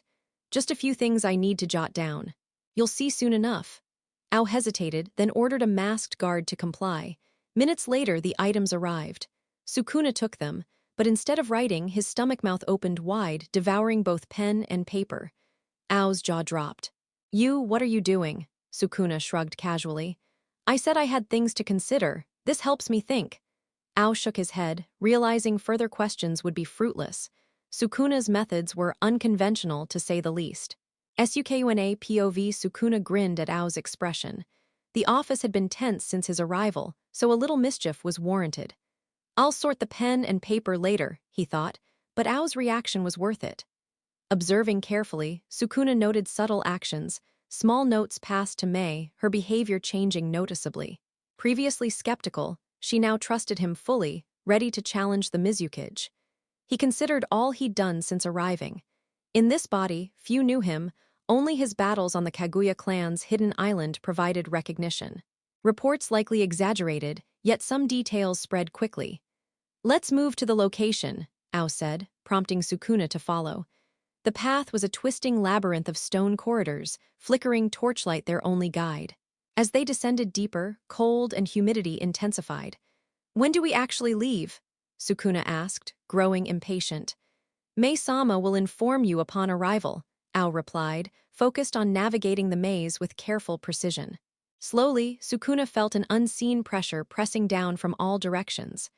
The stone walls seemed to weep, tiny rivulets trickling down their surfaces and gathering on the floor below. The deeper they descended, the steadier the torches burned. The material of the walls had clearly changed from those above. Their light flickered across water seeping through cracks in the ceiling and stone. Sukuna wiped his brow, feeling the humidity cling to his skin. Why are we venturing further down into this watery abyss? He thought, his gaze fixed on Ao's back. Yet he remained silent. The corridor grew narrower and narrower until they finally reached an enormous metal door, easily 10 feet across in both width and height. Fuinjutsu markings shimmered faintly on the surface, drawing Sukuna's curiosity. Step back, please, Ao instructed, moving closer to the door. He inhaled deeply and began forming intricate hand signs. For a full minute, his hands danced in precise sequences. Open, he called out, and the seals blazed brightly before settling into a steady glow. With a resonant clang, the metal door shifted. The grinding of gears and scraping of metal echoed through the chamber. Slowly, the massive door swung open, revealing the room beyond. The sound of sliding metal continued, punctuating the silence. Please enter, Ao said, breaking the quiet and gesturing toward the room. Sukuna nodded and stepped inside. Immediately, the oppressive humidity and crushing weight that had clung to the corridors vanished, replaced by a sense of equilibrium he couldn't fully see. Sukuna's eyes swept over the chamber. Is it these seals? He wondered. He had expected the cramped corridors to continue, but instead, the space expanded remarkably. A long, polished wooden table dominated the center, covered with maps and scrolls. Chairs were arranged neatly around it, and torches lined the walls. Please have a seat, Ao offered politely, pulling out a chair. Sukuna shook his head. No, I'm fine. I'm more interested in these walls. The stone walls, surprisingly, were also adorned with Fuinjutsu seals similar to the metal door. Sukuna approached and studied them closely. After a few moments, realization struck. So that's why the pressure and moisture disappeared so suddenly. His fingers traced the strokes of the inscriptions, perfectly balanced to sustain an equilibrium of energy. Clearly, the work of a master. The seals were layered carefully, one atop another, hiding their true mechanics. As he probed further, Sukuna's eyes widened. Uzumaki signatures. This was made by an Uzumaki. His gaze snapped to Ao, who flinched under the intensity. What? Ao stammered, his voice trembling slightly. Do you know where this seal originated? Sukuna asked calmly but firmly, demanding an answer. Ao hesitated, swallowing nervously. After a tense pause, he admitted, we took this from Kirigakure's Jutsu treasury. Which was stolen as well? Sukuna asked, suspicion edging his tone. Yes, Ao replied reluctantly, slumping slightly. Sukuna returned to examining the wall seals. Kirigakure was one of the prime suspects in Uzumaki-Shigakure's destruction. I didn't expect to find concrete evidence here. A faint smile tugged at his lips. The devastation of Uzumaki-Shigakure had been swift and precise. Despite suspicions, no tangible proof had surfaced, leaving Konoha powerless to act. If evidence existed, it could have forced a confrontation with Kirigakure and other implicated villages. Well, this is an unexpected treat, Sukuna mused quietly. Sukuna's POV bored, he turned his attention back to the seals. After analyzing the layered structure, he concluded the chamber functioned like a submarine, though he hadn't yet located the seals responsible for movement. Several unusual seals drew his attention. One appeared connected to a hinge-like mechanism, possibly detachable, while others interacted with the stone walls, likely to create hidden compartments for concealment or escape. A faint sound above caught Sukuna's awareness. Without turning, his enhanced vision spotted a ceiling panel sliding open. He pivoted instinctively to watch. From the concealed opening, May descended, wearing gleaming battle gear that seemed to shimmer in the dim light. Her movements were fluid and silent. The panel shut behind her, leaving no trace. She stood confidently, auburn hair cascading over her shoulder, surveying the room. Her gaze landed on Ao, who received a nod, and then on Sukuna, whom she waved to. "Thank you for waiting, Sukuna," May said. "Punctuality is a trait I value," Sukuna replied, turning back to the seals as May approached Ao. His fingers traced them, searching for the one controlling the panel. There he thought, tapping a specific seal, not exact but linked cleverly to another elsewhere. Ingenious. "When do we leave, May?" he asked. "Just a moment," she replied, conversing briefly with Ao. Sukuna pulled a chair at the table, sitting down. "This is getting dull," he thought, yawning. May cast a glance at him, then tapped a rhythm on the table. A box with a transparent lid rose from its center, revealing a glowing red button. The chamber shuddered, as though an earthquake struck. Sukuna's eyes scanned the dimly blue seals. "The hinge seals are at work," he noted. The room tilted slightly, giving the impression of floating. One wall parted, revealing a pane of glass through which the deep blue ocean stretched endlessly. "What is this?" Sukuna asked, stepping closer. Even the glass bore delicate Fuinjutsu inscriptions. "Everything has a seal." "Who built this?" he murmured in awe. May Terumi's POV, she opened her mouth to speak, but paused as Ao gestured. Sighing, she approached Sukuna, shooting Ao a sharp look. "A team of engineers designed this chamber," she explained. "A Fuinjutsu master ensured it could sustain life at such depths." "Exceptional work," Sukuna murmured, gazing at the ocean. "What a world," May smiled, drawn to the vibrant ocean teeming with fish and chakra-infused creatures. "Indeed, a beautiful world." "So, what's our objective here?" Sukuna asked. "We're heading to a rendezvous point to meet a messenger discreetly," May explained. Sukuna leaned against the glass, curiosity stirring, when enormous teeth, over 20 feet long, emerged from above and below, revealing a massive creature. The chamber trembled as it settled inside its maw. "Our ride, I suppose," Sukuna remarked with a grin. "She's Pookie," May said lightly. "Don't worry, she won't bite." Sukuna peered through the gap between the creature's massive jaws at the ocean beyond. Soon, he noticed a dolphin approaching. "There's our messenger," May said, placing her hand on the glass. Blue chakra flowed from her palm, drawing the dolphin, which tapped on the glass and dropped a scroll into a drawer Ao extended from the wall. "Why did I expect a human messenger underwater?" Sukuna chuckled. May looked puzzled. He replied, "Just an old joke." The panel slid open, delivering the scroll. May retrieved it and unfurled it on the table, Sukuna settling into his chair. "So," he prompted, "the Mizukage is heading to the Kaguya clan's island to wipe out the remaining clan members," May announced.